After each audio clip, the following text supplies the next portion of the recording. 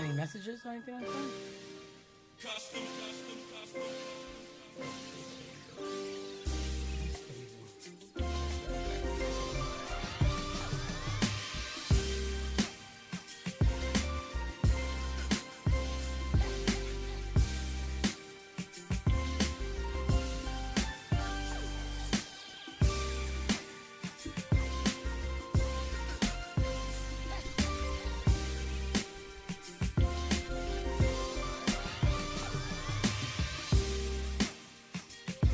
Can't get me.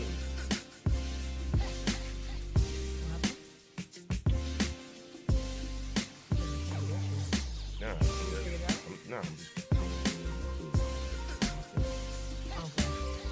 Oh, yeah, people know this. Yeah, we gotta figure out why that's happening. It's only on my account. Sometimes I forget. Piss somebody off. So to piss somebody off. Hey, Dexter. Hey, sugar. Who that? Who that waving at me? Sissy, that's you. Who that? People are waving at me.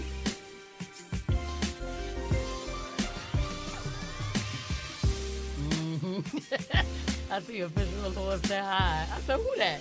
I said, Sissy, that's you. She was laugh out loud. Who that? You? I think so. What's up, Lily? Lily! Cause she be scared to press shit. Talking about people gonna stop waving at me. Go on YouTube, Lily. Yeah, we having an issue with the Facebook for some reason. It's not connecting. There's something wrong with somebody. No, I'm probably got into. Oh, no, it's not. Who it is then? That's you, Jared. Voila. It's probably Jared. Jared. It gotta be. Did I miss a birthday? January. Yeah. January. That's cool. Yes.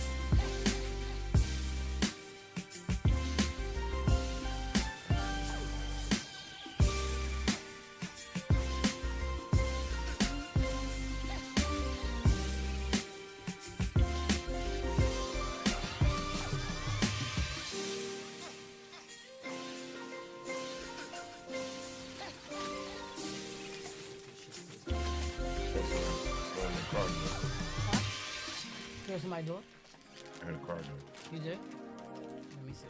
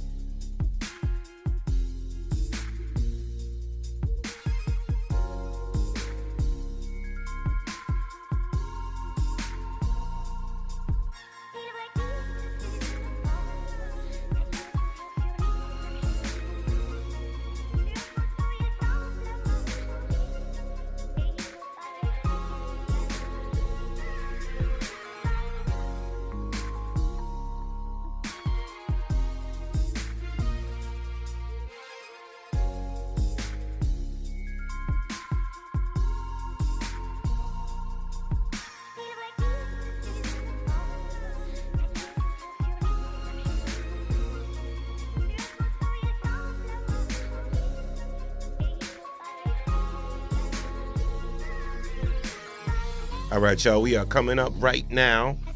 The official Storm Warning Show.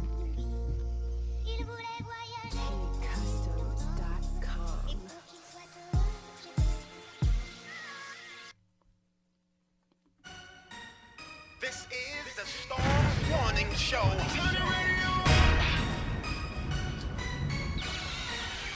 Let's go. You're listening to the Storm Warning Show at BKS1Radio.com.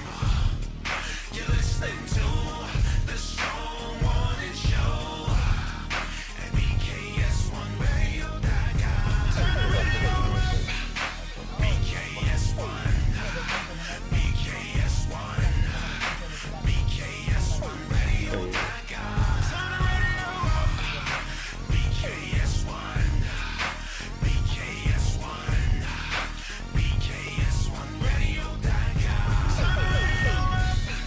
You're listening to the Storm Warning Show at BKS1Radio.com.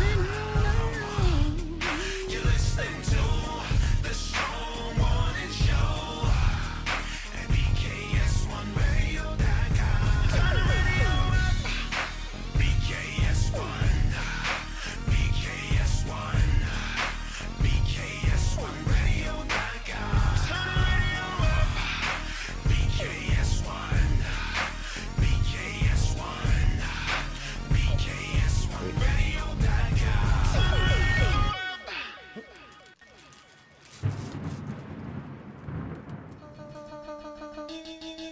Wyclef Jean, BKS1 Radio. Let's go. This is Essence Atkins, and this is BKS1 Radio. Hi, this is Melba Moore, and you're listening to BKS1 Radio.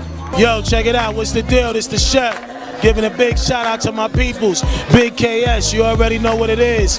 Salute. What's up? It's your girl Monifa, and I'm hanging with BKS1 Radio. Hi, I'm Iyanla Van Zandt, and you're listening to BKS1 Radio. BKS Radio, baby. Hey, this is Jasmine Guy for BKS1 Radio. What's going on? This is Lamont Rooker, and this is BKS1 Radio. Shout out to BKS1, the best kept damn secret in the business. Hey, what's up? This is Raven Goodwin from BET's Being Mary Jane, and shout out to BKS1. Hi, this is Leon. You're watching BKS1 Radio. BKS1. God bless y'all. Hey, I'm the queen of comedy some more, and right now you're rocking with BKS1 Radio, and this is the Storm Warning Show. Hey, I'm good. It's your brother from another mother, J. Rue the Damager, representing, and I'm checking out the Storm Warning Radio Show with DJ Storm the General and Hurricane Kiss on BKS1Radio.com. You know what time it is. Tune in. Peace. Hey, what's up? I'm Chauncey Black. I'm Eve Williams. I'm Mark Middleton. I'm Levi Lou. And we are Black Street. And you're watching the Storm Warning Show. No diggity, no doubt. Storm Warning, not warning. He got it. He got it. And you're watching the Storm Warning Show with DJ Storm North and Hurricane Kiss. Hi, this is Renee Newman from Johnny. I love that. Yo, Renee. What's good, everybody? Peace and blessings. We are back. It's Thursday night. Good evening, y'all. Yes, the official Storm Warning Show. Shout out to everybody on YouTube, Facebook, whatever platform, whatever page on Facebook you're listening to us on. We're in the building. You know, I got to introduce my favorite Puerto Rican. It's Puerto Ricans in here? One of my favorite in the world. I call her Hurricane Kiss. We going to the right, baby. Puerto Rico. Ho. Puerto Rico. Ho. Puerto Rico. Ho. Puerto Rico. Ho. Hit it. She got the double bounce now. Because I'll be following you, because you be changing it. You be changing it. Yes. I need my maracas. I miss my maracas. Yes. Shout out to you. Yes. Much love to you. Thank you so much. Happy to be here as always. Yes. And as usual, I have to introduce my man, 100 Grand. If it wasn't for him, this show would not be a thing. It would not be happening. El Chocolatito, El Jefe. Hey. But humbly, he likes to be called DJ Storm on the General. Listen. Always get to see you, fam. I am happy to be here. Shout out to everybody. He should be happy to be here because he almost killed all of us this weekend. Let's not even talk about Shout out to that. Jason Hawk. Shout out to Big DJ Big Trav. Hey y'all. I see y'all in the building. As y'all trickle in, listen, we on Facebook. Yes. We on YouTube. We all over the place. So we're gonna talk about a lot Shout tonight. out to Marilyn Tisdale watching on Facebook. Yo, shout out to Marilyn. Marilyn in the building. Marilyn, what's good? What's good? We got a lot to talk about tonight, Marilyn. Yes. But listen, I want to just shout out everybody that came through my house for the Super Bowl / birthday party. A time was had. Oh my God. He almost killed Yo, us, y'all. I've never seen the house that packed. Yeah. Have you ever seen the house that packed inside? No. Yo, I've been to probably one big gathering at the house, and there was a lot of people, but that day was crazy. Every room was filled. Yes, every room absolutely. was filled. It was a lot of love in the room. It was a lot of love. We had TVs in each room and everything. Oh my God, the food. The food was amazing. The game was dope. Oh my God, and did we drink up something? Child. Man. And let me tell you, I've been cutting back, right, on the festivities of whatnot. Like I'll drink with him on Thursdays when we come or whatever case may be. But that day, your boy right here was diabolical. He was going around. First, I got there and Sandy was like, "Kiss, come over here, help me with the black eyed peas, put him in the tray, put the this and that." I said, "Okay." And then I think it was Denise that came in first, and then Sandy was like, "Well, watch that." And then there was a glass of wine there that somebody passed me. I'm like, "Okay, I have that." I don't know who told me to have some Henny and cranberry. Then we drank that. Then every 30 seconds, he's coming back out with a new bottle. Hey, I got some moonshine. Hey, I got this. I'm like, no. Poor me and Toya. Me and Toya was taking a few for the team. Yeah. She was my sidekick for the whole day. No Her doubt. and Dot, man. Shout out to Jay Anthony on Oh, Check my It Jay. I gosh. see you. It was fun, though. Yes, it was fun. yes. Nah, but It was a lot of fun. Listen, thanks to everybody that came out. What a time we had. It was. It was a really good doubt. time. And then the day before that, we went to see Patti LaBelle, right? Yeah, we went to go see Patti LaBelle. So Patti LaBelle That do was her awesome, thing. too. Yes. It was just, it was a great weekend. So and it's funny. I didn't fully recover until Wednesday. Till Wednesday? Yeah. So people was hitting me up. Like Monday. I was non-responsive. People was hitting me up like Tuesday. I was kind of non-responsive. As you should be. But I'm back. I'm back and everything. But again, shout out to everybody on the check-in. It was man. a good time, though. Yes. Absolutely. Again, thanks to everybody that came through. Now, we got a lot to talk about. Lots been going on. Shout out to everybody, man, that watched the Super Bowl. Of course, the big thing at the Super Bowl was Kendrick Lamar. Yes. Right? And what I love about this show, we have such honesty here. Right? We keep it 100. Yes. And I just want to know, honestly, Kiss, what did you feel about the performance, the halftime show performance, on a scale from 1 to 10? I enjoyed it.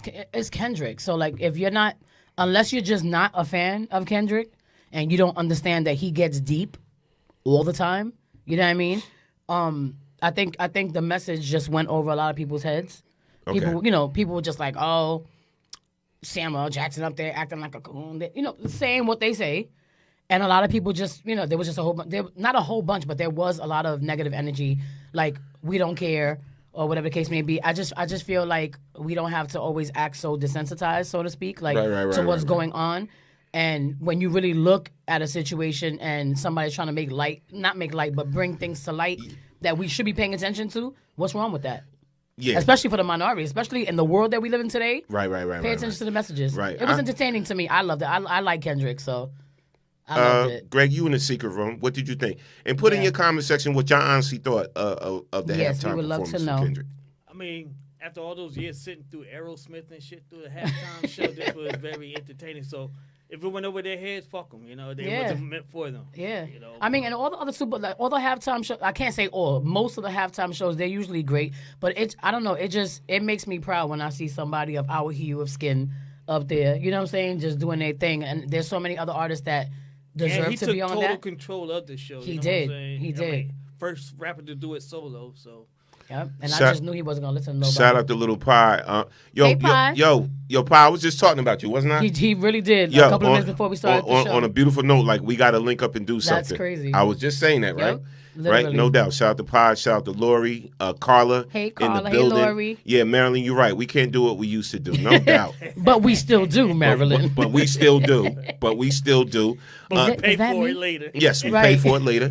And again, shout out to everybody on the check-in, no matter what. I feel like a hum. No matter what platform you are listening to us on, we are here, the Storm Warner Show. Let's talk about some things. You know, we like to have some fun in the beginning. And we had our guest last week, Tobias Juvillion, actor, and everything. So we didn't get a chance to talk about a lot of things.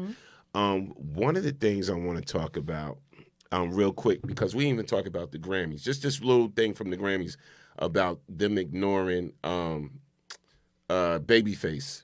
Oh my God. Them dissing Babyface over who? Disrespectful. Chapel Rose? Chapel, I don't even know who that is. I think Chapel Rose, like I didn't even know. Like it was two white interviewers, right? Right.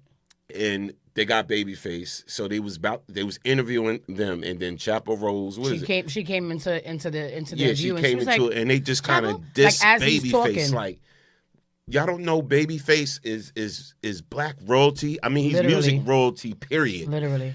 But y'all just like totally dismissed the interview with Babyface face because Chapel Rose, I guess that's the name, right? All I remember was Chapel. You know me, I got the don't clip. remember. I got the clip. Then So they apologize, but still, like you don't do stuff like forget that. the apology. So Right. the AP journalist disrespected the hell out of Babyface. Here's the clip. Yep. Just in case y'all missed it. Here's the clip.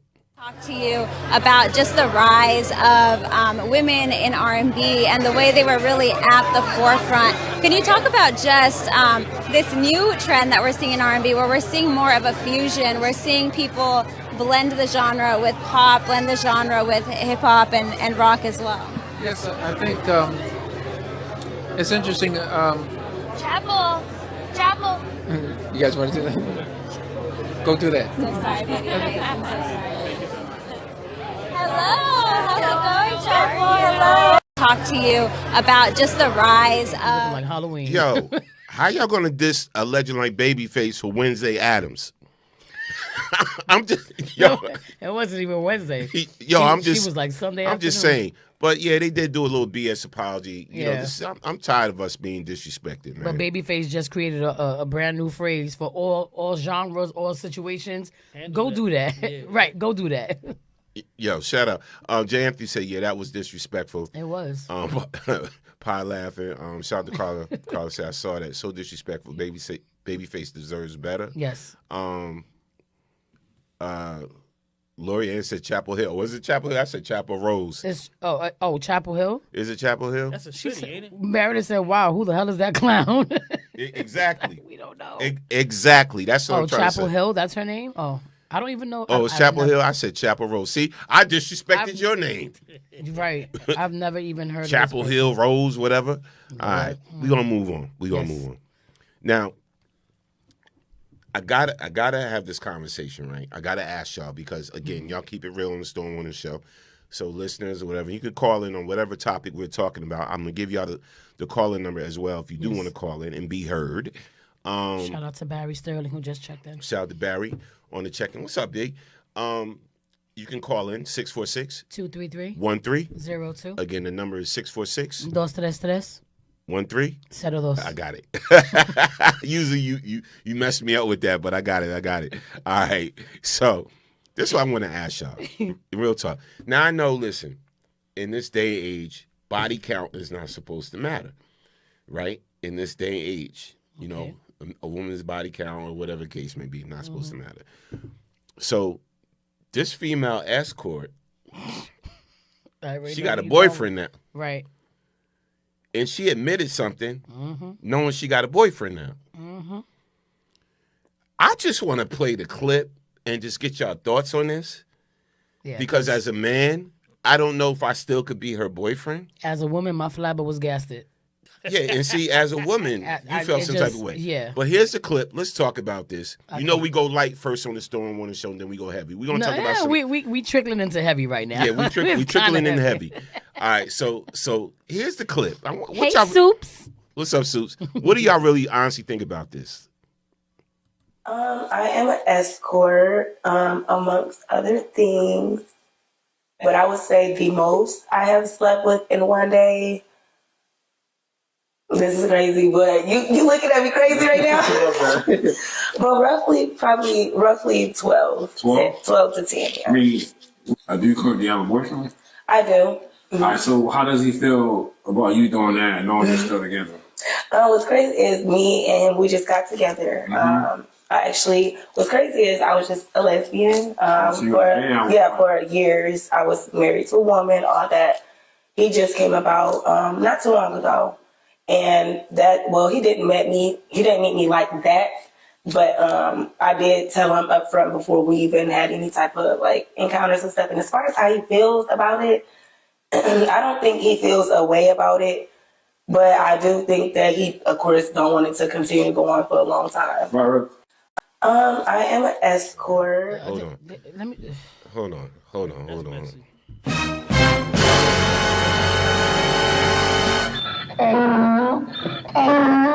I just want to know what type of man wouldn't have an issue with that. A man. Honest, if somebody's listening that feels as though they wouldn't have an issue with that, I just want to know. A man who absolutely does not love his girlfriend. He's probably not all the way in love with her. He probably thinks she's attractive. But if my man let me do that, you don't love me, and you just end it for the money because it's going to bring money. 12 dudes a day. Because I tell you something, if I get down with 12 dudes a day, we about to be rich. So I'm just saying, you just don't care for me at all. Shout out to Pop. Pop said we living in the Matrix. Facts. Matrix. Facts. The Matrix got doo-doo in it too, Pop.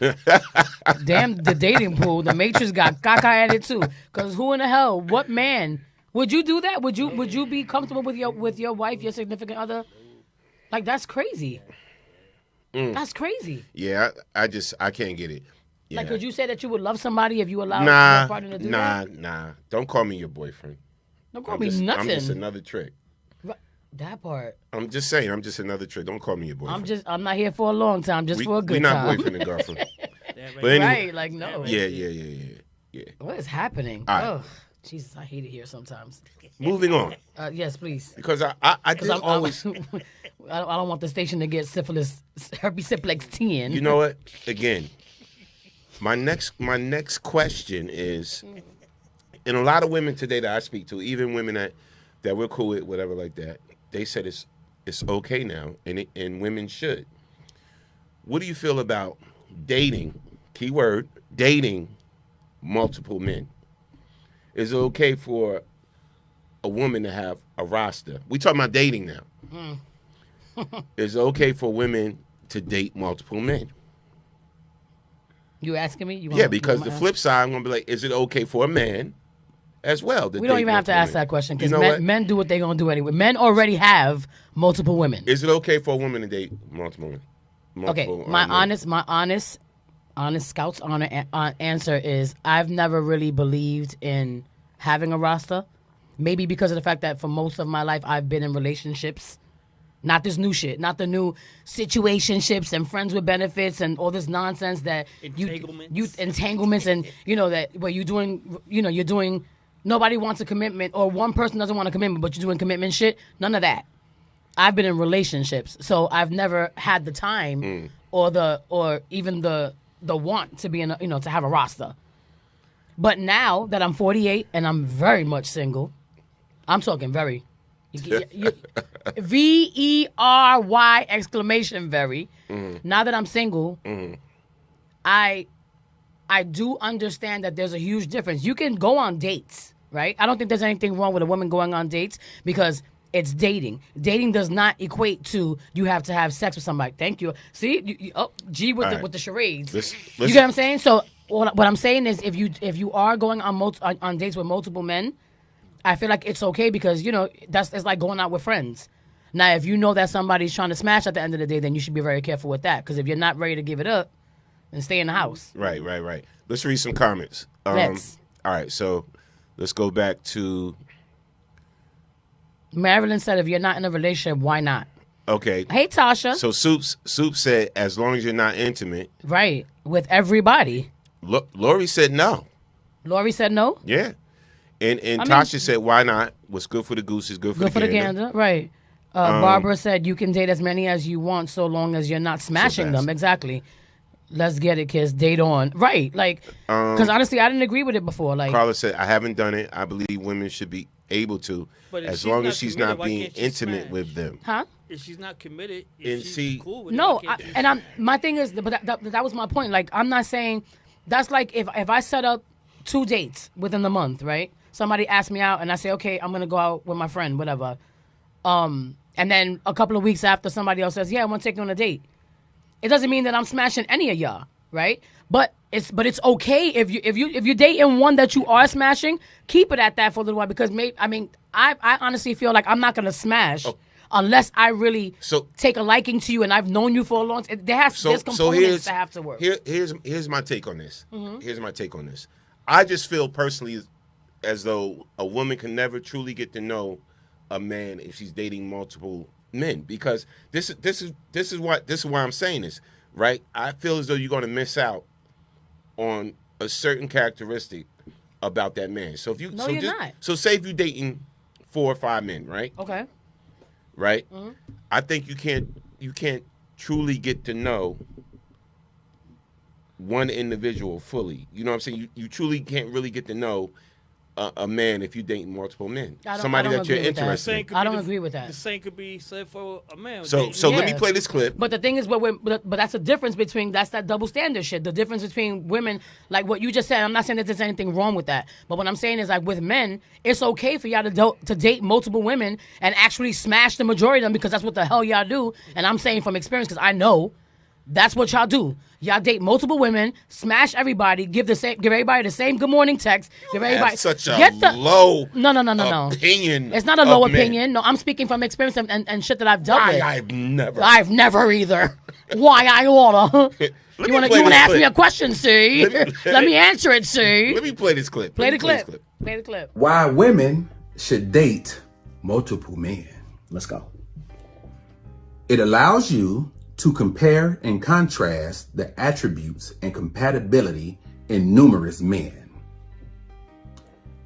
I don't disagree with that. Yeah. I definitely think women should date, like, date them all, not fuck them all. Yeah.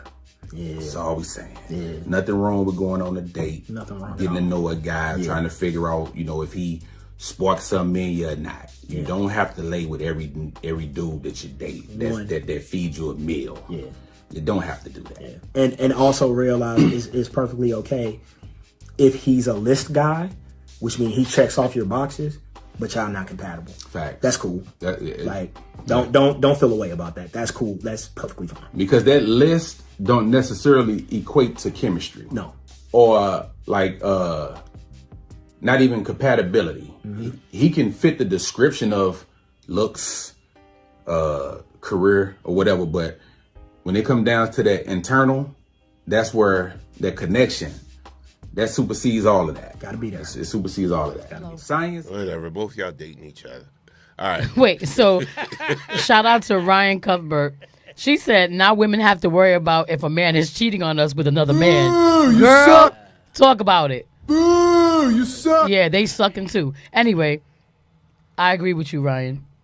All right. Listen, my whole thing is like we have to stop this narrative that dating is only fun for one gender and not the other. Like, I didn't say that. No, I'm not saying you did. But this goes back to what we spoke about in private and also what we speak about on the show all the time. Where I made a mention to Norm before, where I said we're in an era right now where men absolutely hate women. I'm not speaking for everybody, but this is the feeling. Listen to what I'm saying though. Go ahead. Men think that there are no good women out there, and so many women think that niggas ain't shit. Sorry, I didn't mean to say that word. Sorry, but it's the phrase. I'm sorry, it's not my phrase. It's the phrase. Men in Black, y'all ain't hear that. All right. My whole thing is that we're You better be glad you Puerto Rican. But go ahead. People have said worse than them. Go ahead. What I'm saying is that we're in a really like weird spot right now where people just don't like each other. Like everybody's intentions are not pure. Everybody's reasons for dating somebody is like you could be messing with somebody for 2-3 years, 8-9 years, 10 years without any title, no exclusivity, right, and think that y'all down and y'all locked in, right? But no, whole time, nah, you know what it was, and Like, what's with this non-communicative crap that y'all got going on where you can't just sit down and say, you know what? I like you for who you are. Let's see where it goes. Be honest from the very beginning. Like, So- I'm sick of that not giving me an option before you get me trapped in some shit. Don't get me. I don't even know why you even asked this question to me. All right, today. so Tiff said. Maybe So it's let's been a week. read. Let's read some It's been a comments. We week. got some comments. Yeah. Shout out to Tiff on the check. What's up, Tiff? Tiff. Hey, Tiffy. Tiff said she's getting to know each one, and there is nothing wrong with it as long as there's honesty that right. They are not exclusive, so that no one gets their feelings hurt. Exactly. I get that. So, Y'all be lying. So Rianne, what's up, Rianne? Fake Rianne shit. said, now women have to worry if a man is cheating on us with Yeah, that's another one man. I read before. Mm-hmm. That's true. And let me go down.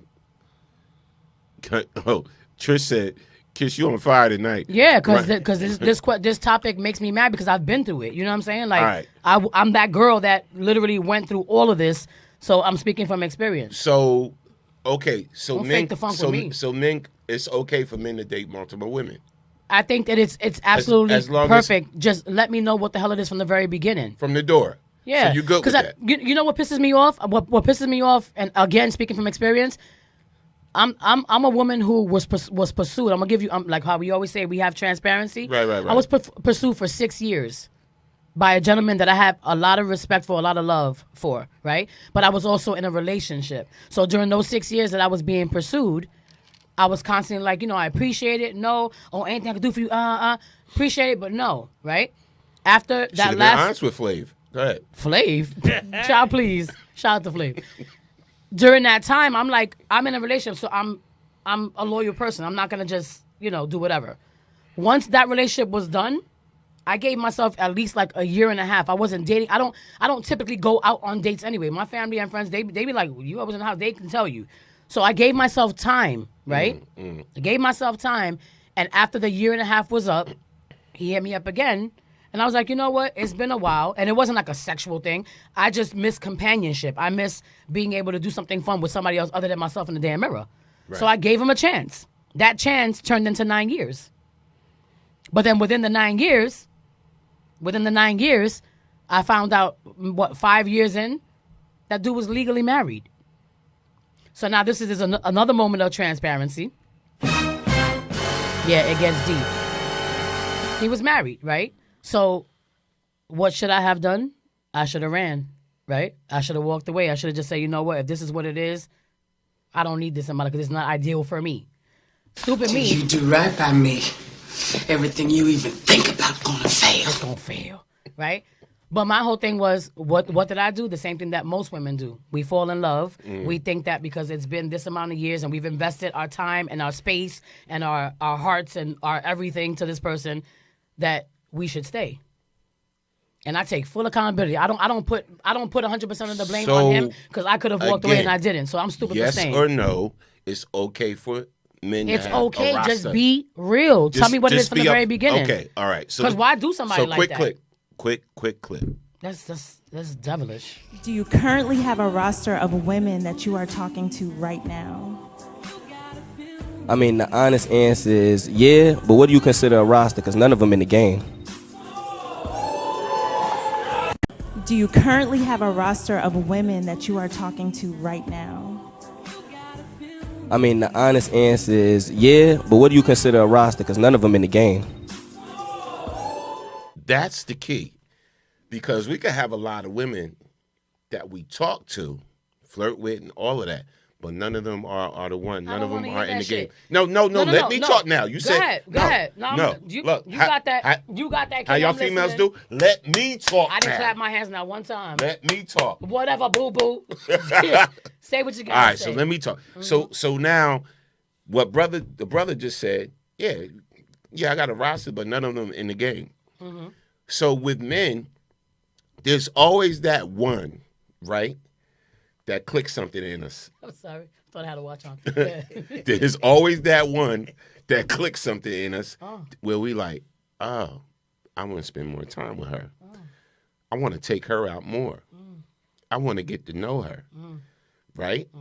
And then with men, once we find that one that we want to spend that time with, everybody else from the roster get cut. They get benched.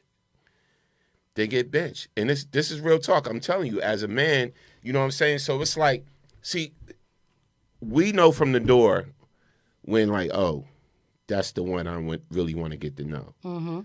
You know, and that's what I'm saying. Like, to me, I've seen women have a roster. Now, I got to keep it real, ladies. Mm-hmm. I've seen y'all have a roster of men you were dating, Mm-hmm. and you would use one to get meals for you. One for money. One for drinks. One for money. One for sex. One for a bill. One for the car. One for a bill. One for trips. One for trip. Yes. Yeah. One for at least you're being honest about that. No.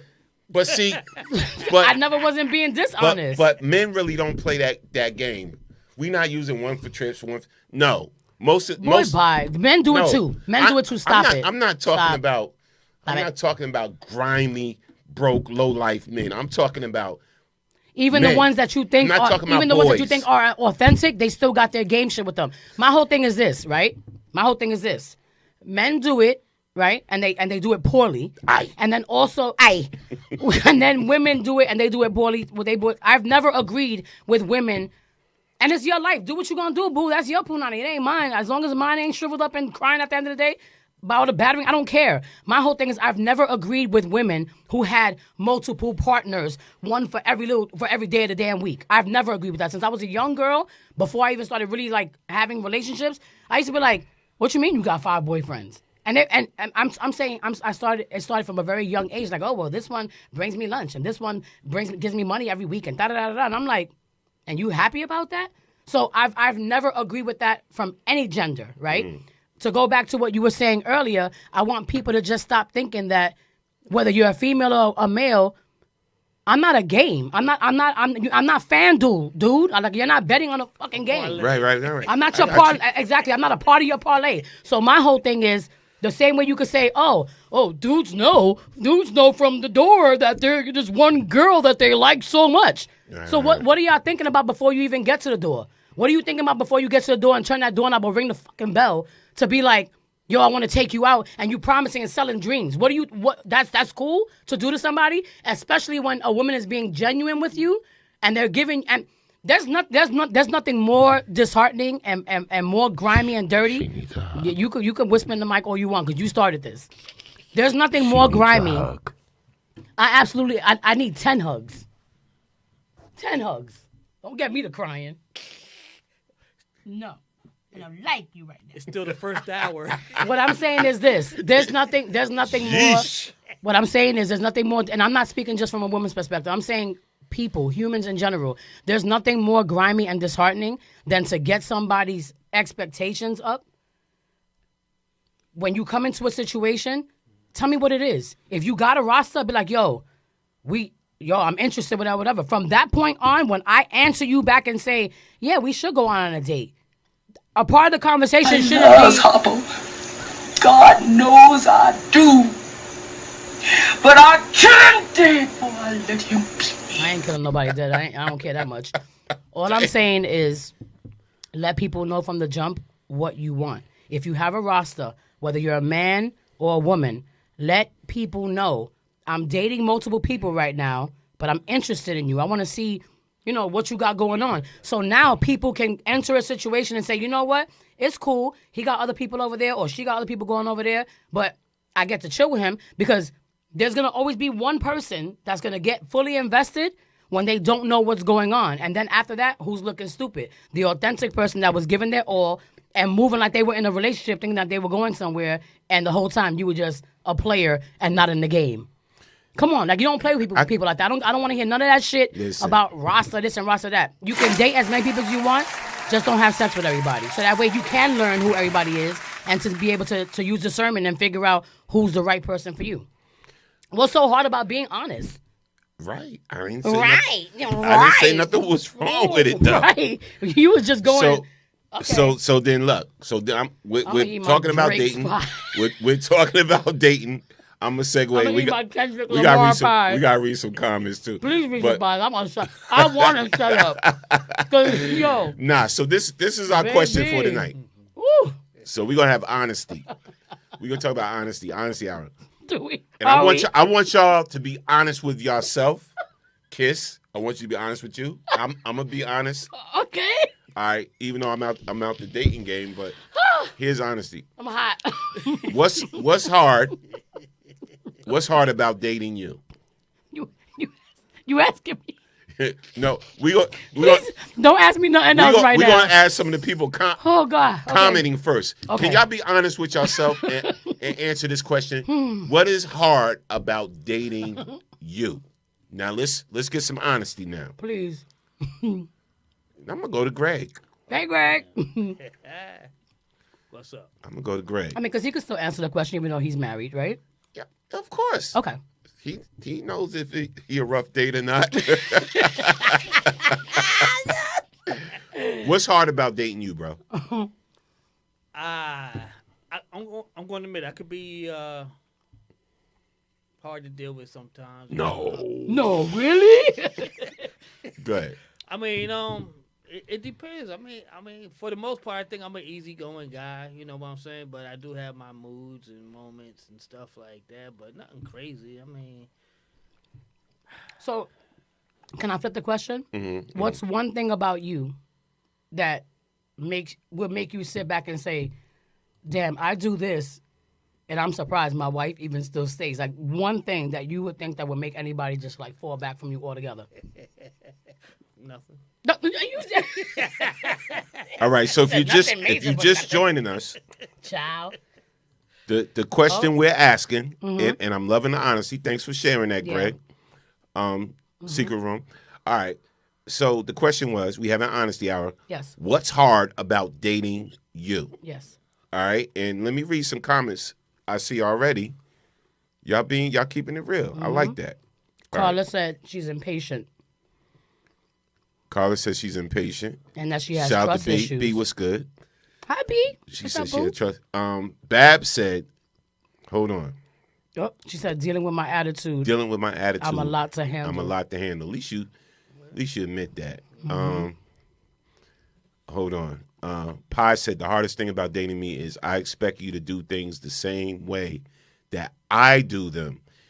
You know what? Ooh, where you see that at? But I respect that. Pi just said that. Oh, okay. See, I respect that, bro. Carly, you got multiple things I see. Yeah. He said, she's being honest. Don't like him doing things for me because I have trust issues.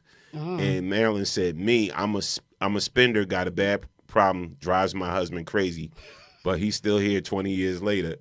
Stop spending. You spending your money or his money? That's the issue. You spending it. Hey, Nat. Are you an Amazon junkie? Yeah, I think we all got that. Yeah, itch. that could be a problem. That could be a problem. I mean, I'll be honest. Hush. She said both hush.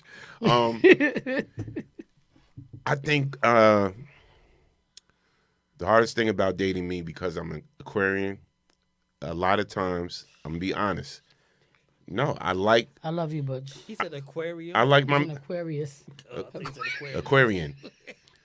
I like my me space, but it doesn't mean I don't love you any less or I don't like you any less. But do you vocalize that before you? Yeah, like I space? like my me space. Like I'll go in my little man cave room and just chill, get me a drink, find something on the TV, and just chill. Right, but do you let it be known? Like, do you vocalize that and say, listen, I need some space right now. I'm gonna go in my man cave. I'm gonna chill out. I don't want to be bothered. I just want some time to myself. And do you do it without any? Believe it or not, a lot of times if I'm laying at home or I'm chilling, I'm quiet. Y'all see this side of me. Yeah. Or y'all might see the DJ Storm Norm side of me, whatever, NJ Pack doing whatever, or at the concert or at the park doing me.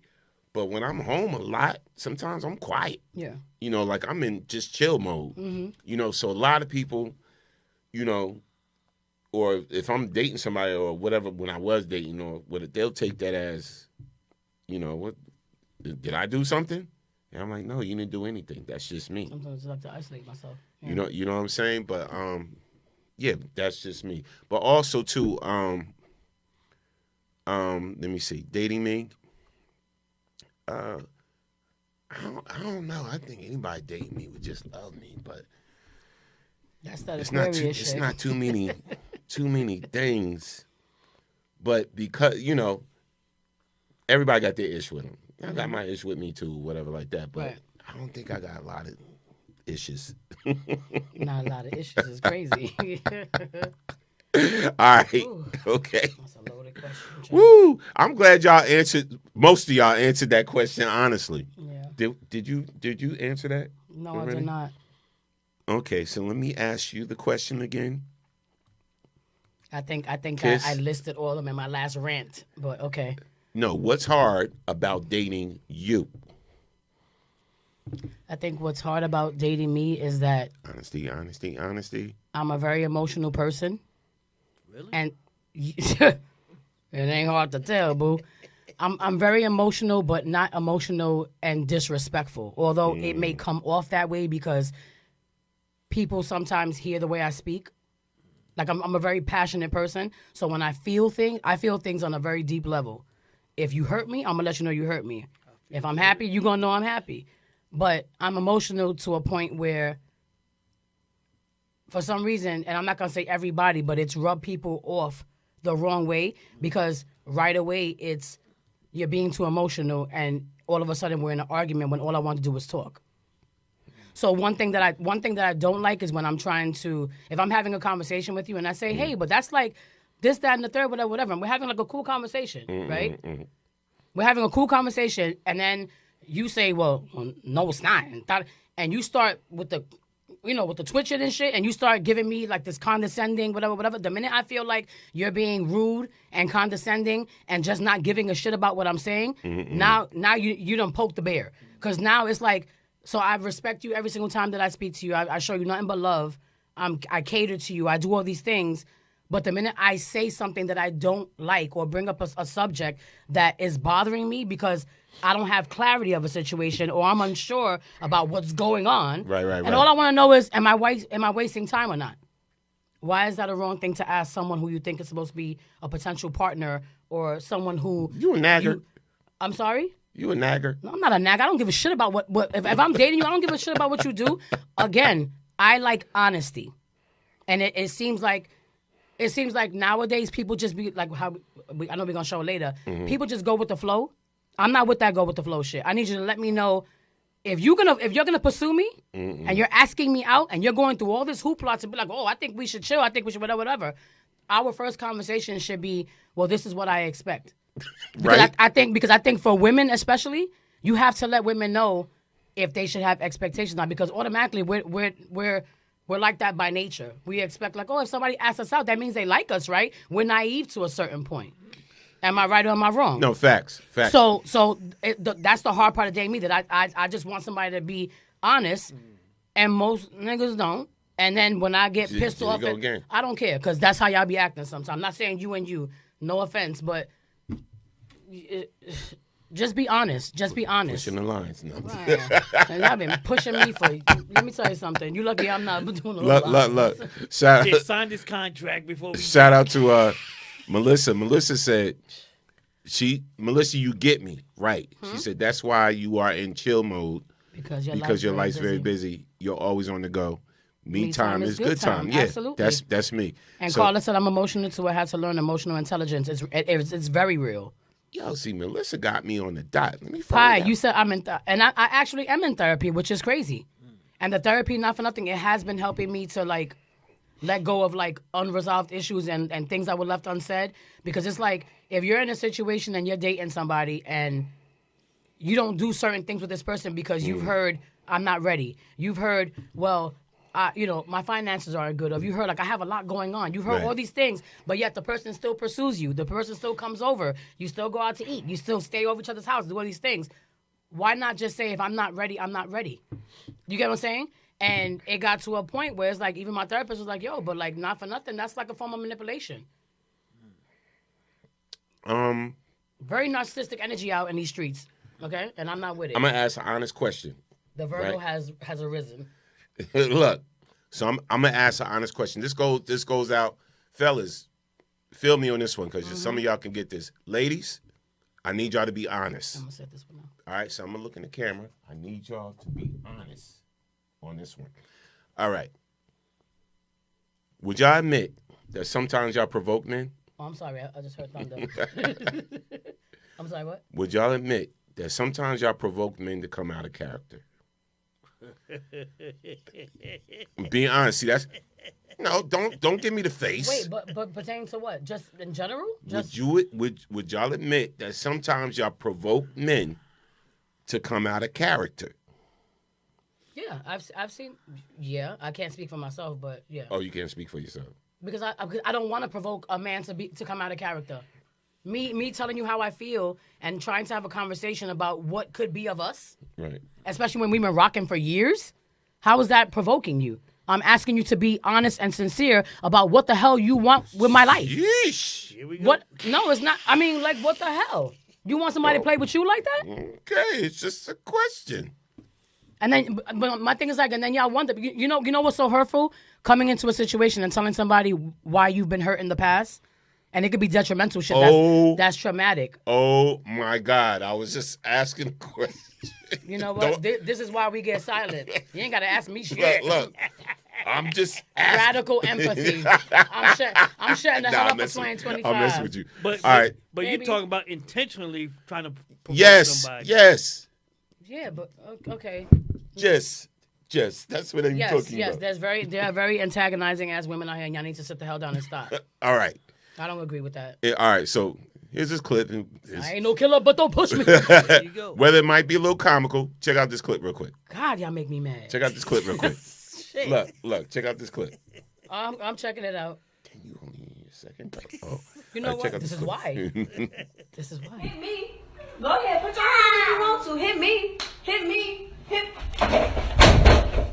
Oh yeah. This nigga going to jail. Hit me.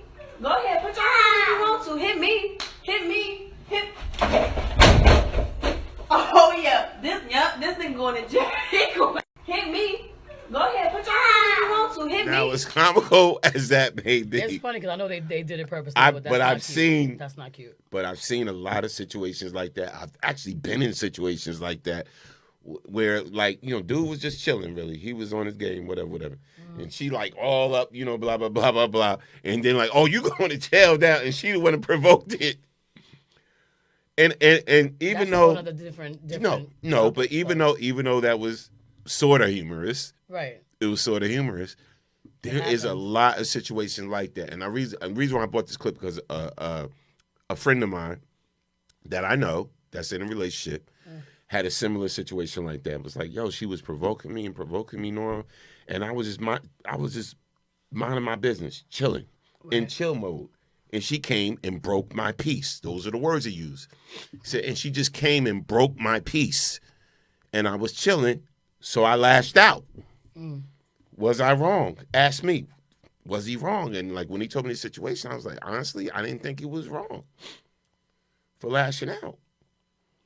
Sometimes you got to respect a person's peace and when they're in their own space. And then we can't talk about this right now. Just yeah, give me a minute. Exactly. Right. Give me a minute. And not for nothing, I was guilty. I've talked about this before. I was guilty of that one time where I was feeling a way about a situation, and instead of me addressing it when I was supposed to, I didn't, and I waited until another time when this person was literally trying to just have like a peaceful night, whatever, and everything was fine up until this conversation started, and then I got in my feelings, right? But again, this goes back to, and when I say again, it's not to move forward and say, well, it happened, so, oh, well. I was very much embarrassed, very much mad at myself because I know that I have enough emotional intelligence to be able to handle a conversation.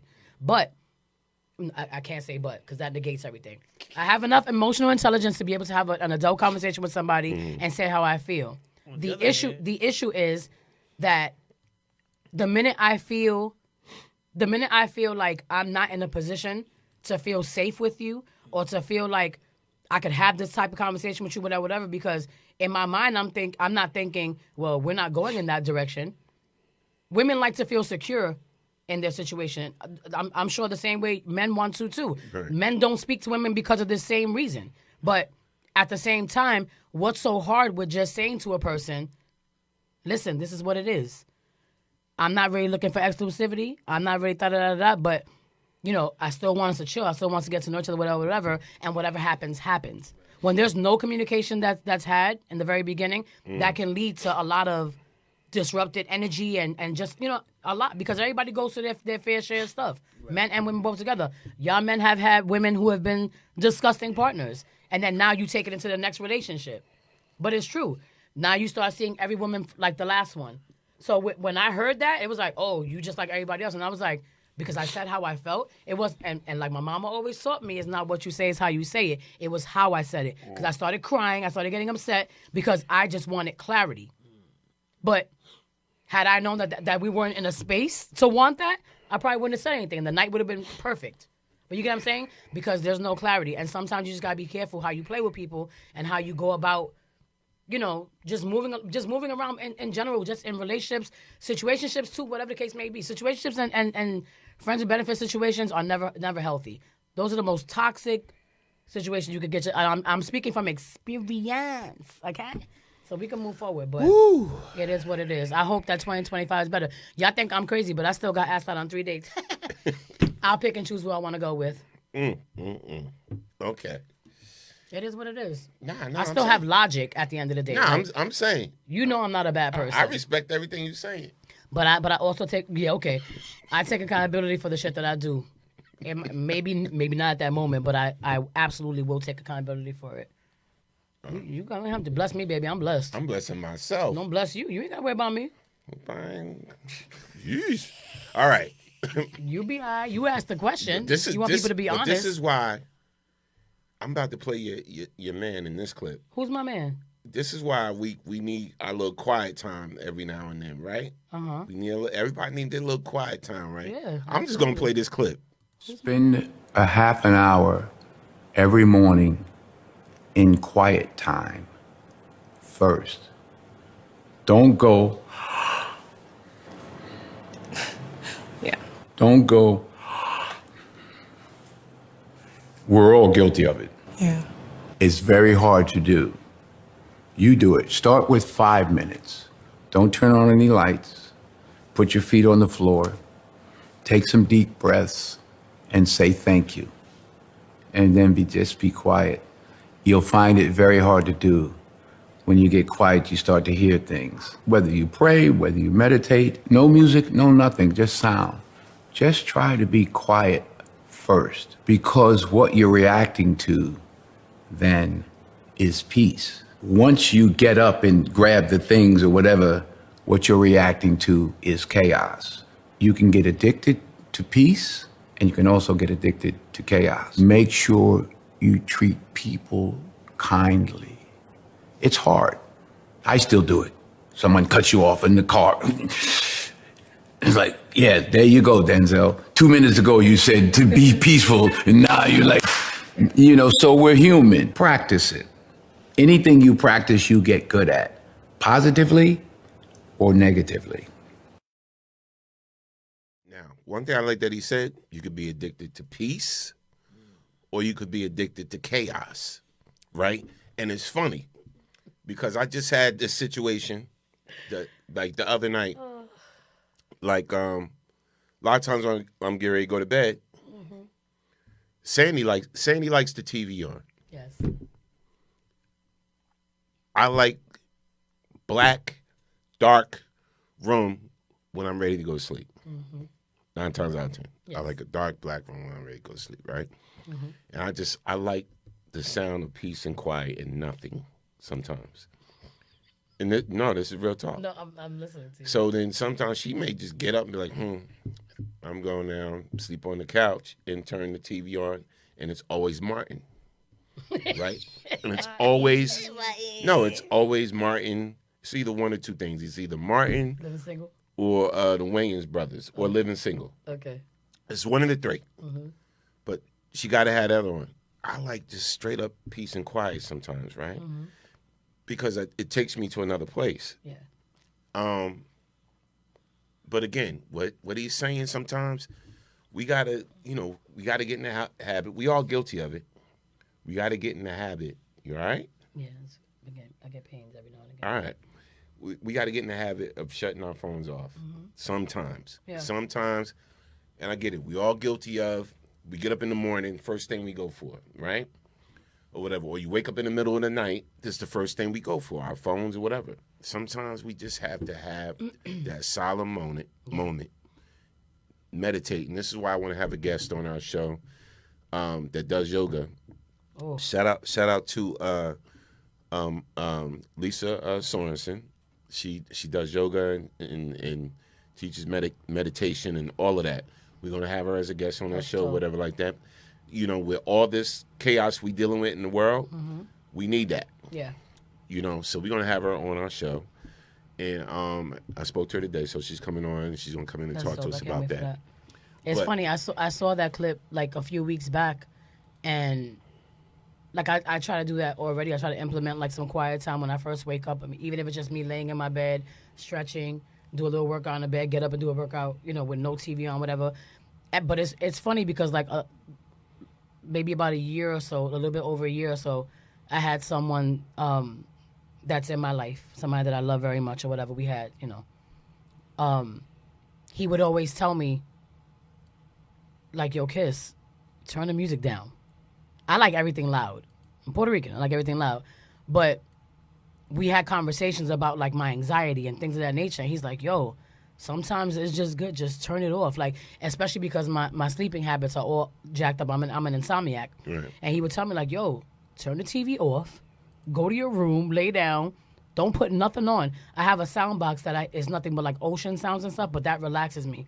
Other than that, but he would be like, yo, turn that damn TV off. Like, turn the music off for a second. Like, just lay there and just be.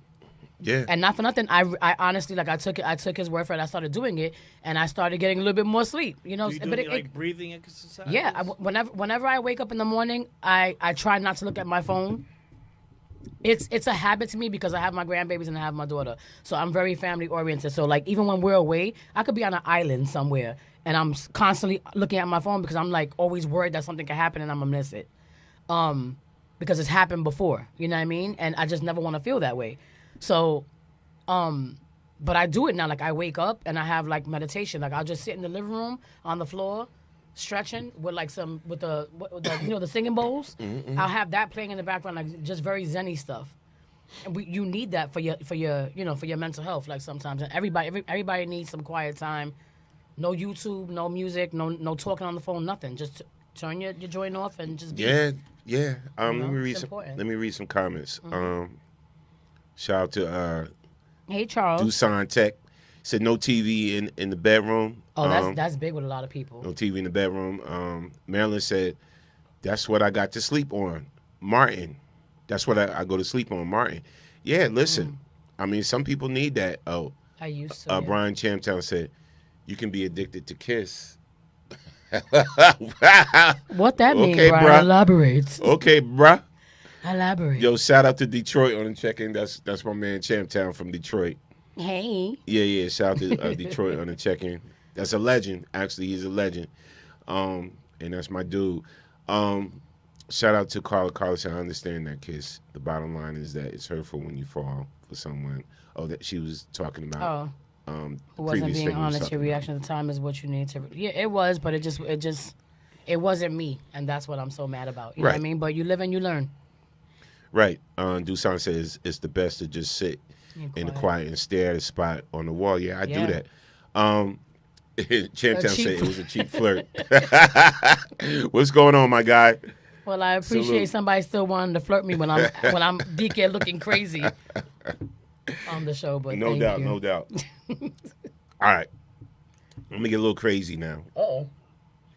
I'm getting a little crazy now. So there's a situation the other day. Women in the store, whatever, and I guess I don't know for what reason because they really didn't explain it. Right. But no matter what reason, you don't put your hands on a woman. This was security. Yeah. That happened to be in a particular restaurant or some type of store, or whatever the case may be. And I just saw the clip, and I was just like, wow. Like, what's happening? Like, hopefully he got fired. I'm going to follow up on this clip or whatever. I just got to show y'all that clip. Like, what goes through y'all mind when y'all see this? Look at the clip. Pay attention. Pay close attention.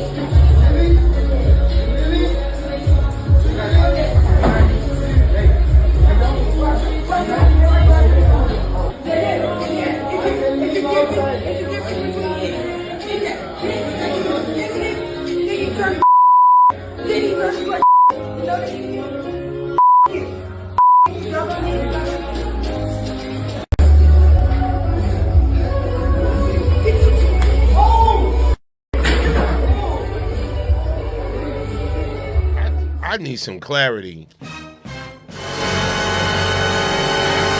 I need some clarity on that because to me, it looked like it came off as if she might have been homeless, but it looked like she was at the screen trying to order food. Like maybe somebody gave her money, she wanted to order food. security. You don't put your hands on somebody. Whoever like that security guard is, you gotta go. He just gotta called go. off and smacked her like. But that's the thing. Like I feel like there's something missing. I don't know in the video. It don't matter. I don't know the situation, But but you don't I'm do just stuff like that. I don't know. Bruh need to be. I'm sorry. Needs to get handled. I'm sorry. That kind of made me upset. Yeah. I don't know how y'all feel about it. Made me upset. I'm gonna look more into that story, but I don't see no reason. If you're a security guard, you can ask somebody to leave. Mm-hmm. You can, you know, especially when you're a flashlight cop. Right. You can call the I real. see you. You can call the real cops and tell them to come get this Mhm. lady out of here if there was a problem or some Right. situation. But the way he went, he went back from Georgia to Jersey Yo. with the slap. Yeah, he did. That was crazy. Wait, so Charles said that's assault. Carla said OMG. And then Barbara said that's why I always keep baby on me. I don't think we have to ask who baby is. Charles also said assault. Marilyn said, wow, she should have picked up the chair and hit him upside his head. Knocked him upside his head. Melissa Tiffany Jules. Hey, Melissa. She said, I hope she came back with her brother, cousins, uncles. I would have been calling. Me and my people couldn't have been on the set for that day. I would have been calling everybody in the comment line that's on the comment on the show Yeah. for bail money. I would have been calling all y'all for bail yeah, money like literally, because what? because I couldn't see a woman just get handled like that. Like, especially you working, you a security guard. Right. You got to handle it different. Yeah, Tasha said he a punk. Absolutely. Yeah. I can't deal with that. I can't deal with that. And Charles said no men was in there. But you know what's so funny? That sometimes you see situations like that, and a lot of men won't step in. People will pull out their phones before they step in to help anybody. Oh, facts. Like anybody. I've seen men get beat down in the street, and y'all recording and said somebody stepping in to help them. Now, I'll be honest. Crazy. I'll be honest. There's certain situations, like if I see a dude got a weapon drawn on somebody, or whatever like that, I may sneak out my phone. I'm not intervening. But just in case something bad happens, you want to make sure somebody sees what happens. Yeah. I'm not intervening. If I ain't got no weapon, Mhm. and I see somebody drawing a weapon on somebody, or it's just me by myself, Yeah. right? And then like somebody I don't know, a stranger getting jumped or whatever like that, I may be like slip out the phone, whatever like that. If it's like 6 dudes on one dude and it's a stranger, somebody I don't know, Right. and they getting jumped like that, you know, or whatever. Because I've been in situations when I've been out of town and I'm like, oh, something happening. I don't know why 8 dudes is on this one dude, but something happening. But let me get my phone, whatever. When the cops come, like at least blah blah blah blah blah. Right. It's different if somebody you know, or a female, whatever, or something like that. But that's just crazy to me. They just all looked at that. Yeah. That's just crazy. I don't know. Yeah, no one came to her rescue. Trifling. Tina said, so Tina said that was a punk move. Yeah, yeah. No, I totally agree. I agree 300%. All right, we're gonna go into this next clip, right?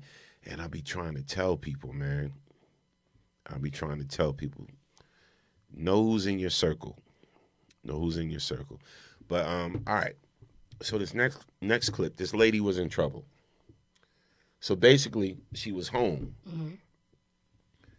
I guess with an abusive boyfriend or husband or whatever the case may be.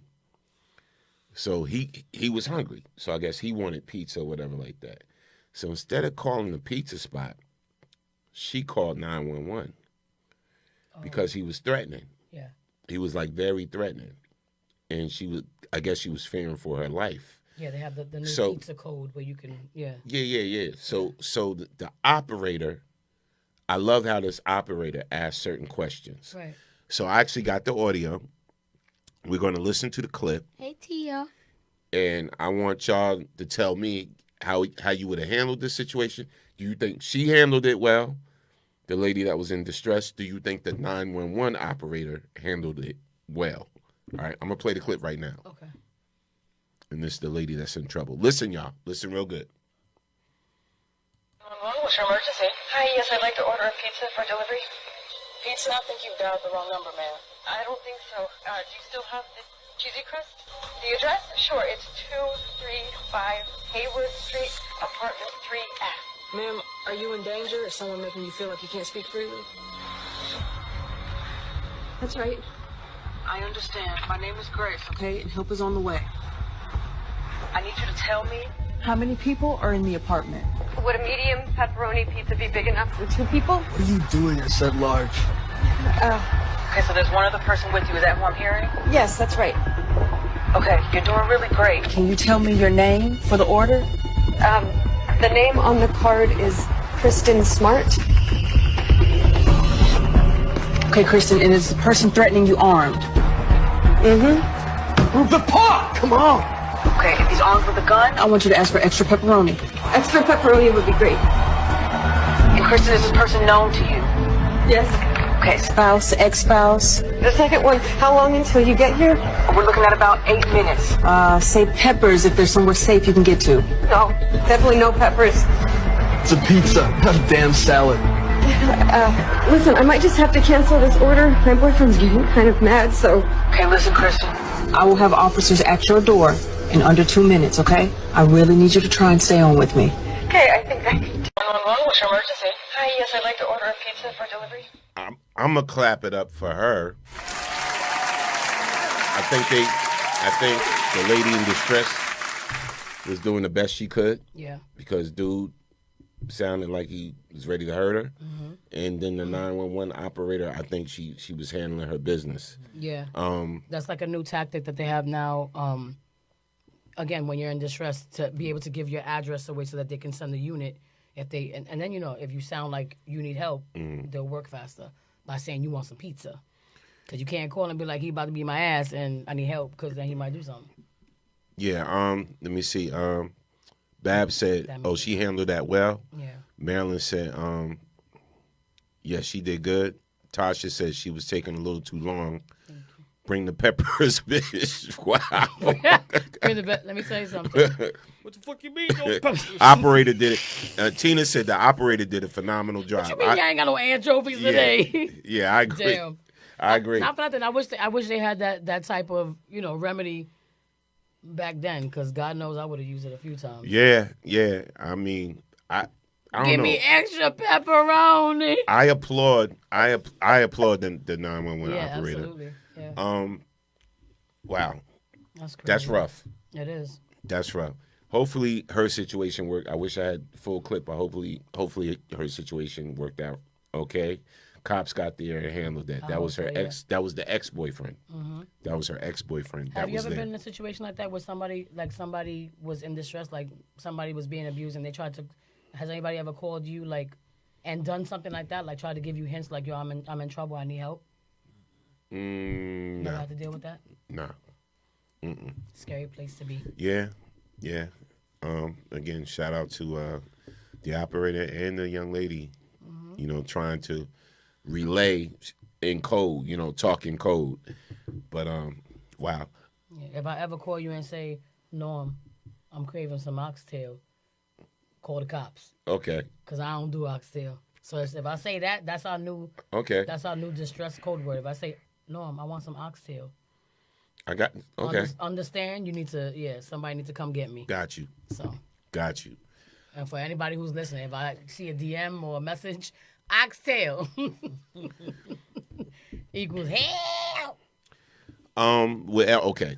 So I got to run this. So with everything's going on, right? Right. With all this deportation stuff and ICE coming on the scene and catching people, whatever. The relationship between Mexicans, Latinos, whatever, and black folks has been kind of strained a little bit. Black folks is saying when it comes to that, minding my business. Right. Because, y'all voted for, the person that's doing it to y'all. Orangina. Yeah, y'all voted for the person that's doing this to y'all. Right. So we got captured. This was an Uber call with, I guess the Uber driver was Mexican and the passenger was black. Mm-hmm. So if you listen to the call, this is what the Mexican thought about black people, right? Mm-hmm. So I want y'all to listen to this real well. And what do y'all think? Was he just keeping it real? Here's the clip. The leads, when you read the history, you read all the races come from Africa. So, yo creo que ustedes son superiores. La música, rhythm and blues, soul, all that things are the best. You're on the top when you dress. All that things, the food. Because the food. Here we have here we have Alabama Mama. Alabama Mama in the mall. Yeah. So we have that food, and I have some relatives. Yes. That they like food from Alabama Mama. We like your music. Yeah. We like your culture. Yeah. We like everything. So when someone tells me that white people are superior, no. For me, not like that, because all the cultures, all races come from that part. You are in the top of everything. We appreciate you. Yeah. That's why I say, why you don't come here to Mexico? Yeah. We're coming slowly. I think a lot of us just get concerned because we're not sure if we will be welcome. Okay. No, sí, son bienvenidos. A lot of Black Americans. I'm going to clap that. Did you hear what Bruh said? Bruh said all the races come from Africa. Yeah. And then he said, as a Mexican man, he said, we like your music, your culture, your food, your this, that. Yeah. Mm-hmm. Now, that was really good to hear. It was good to hear that. Mm-hmm. Now, some of the ones I've dealt with personally, like even some of the ones that worked on my house at one point in time, they felt like that too. Yeah. You know, I ran into some that thought they was better, or thought we shouldn't be in a certain section or whatever. Like I did, but a lot of the ones that, you know, have done work for me or you know, that I run into, they kind of felt the same way. Right. They kind of felt the same way. I mean, now it's crazy right now because, you know, a lot of them regret their votes, their thoughts on who's running the country now and everything like that. But to hear that, you know, it's kind of interesting. Yeah. To hear a Mexican man said that all the races come from Africa. Mm-hmm. What's your thoughts? Let's dig into it. Go ahead, Greg. Look like you want to say something. I mean, that's only facts right there. I mean, you can't deny the truth. I mean, it is what it is. But put the mic closer to you, a little bit closer. Yeah. Like I said, that's nothing but truth being spoken right there. I mean, but Africa is the motherland. Everything comes from there. Now, if some people feel because their eyes are blue, hair is blonde, they're superior, well, that's on them. But, you know, that's just a falsehood of theirs. You know, reality is reality. Right. Yeah, there's a lot. We know that there's a lot of people that aren't really in tune with who they are, the origin of where they come from. And even when you tell them and show them facts, they still like, yo no soy moreno. Right. I mean, no, papi, not me. You know, like. Right. And I'm like, I knew from a very young age. Like, I looked at my grandmother. I thought she was the most beautiful thing on earth. She was darker than Norm, you know, and she would tell us stuff or whatever. And anytime I would hear conversations about, oh, you know, we're from Puerto Rico, you know, del campo and this, that, and the third. There's, you know, from certain areas where we identified as Afro-Latinos and, you know, the Tainos or whatever the case may be. But you have people that really just do not want to be attached to anything black. And it's crazy. Even with facts. Even with facts in your face, they still don't want to do it. There's a whole, well, I don't even want to get into it on the radio, but they share another island. They share an island with a group of black folks, but they don't want to be considered black. Right. That's what, like, it's crazy to me. Right. You know what? I think it's funny. A lot of people even some Caucasians coming to the realization of who they voted for and what they voted for. The thing is, here's the problem. I got to keep it 100. When you thought it was okay to vote for him because somehow you thought that he can relate to you and you didn't care about how he felt about us, right? You voted for him anyway. But now that all this is happening, a lot of people starting to see the light.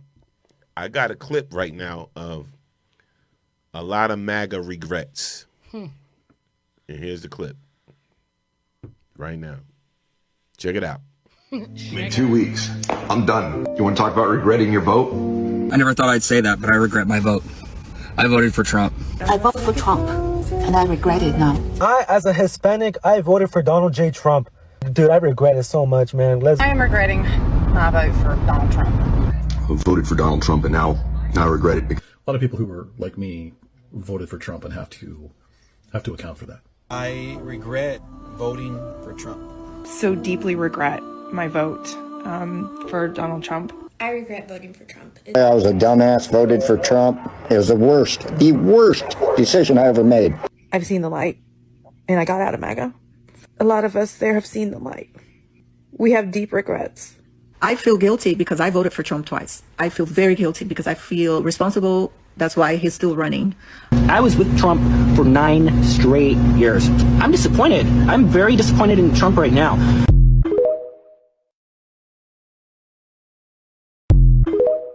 Trump did exactly what he said he was going to do.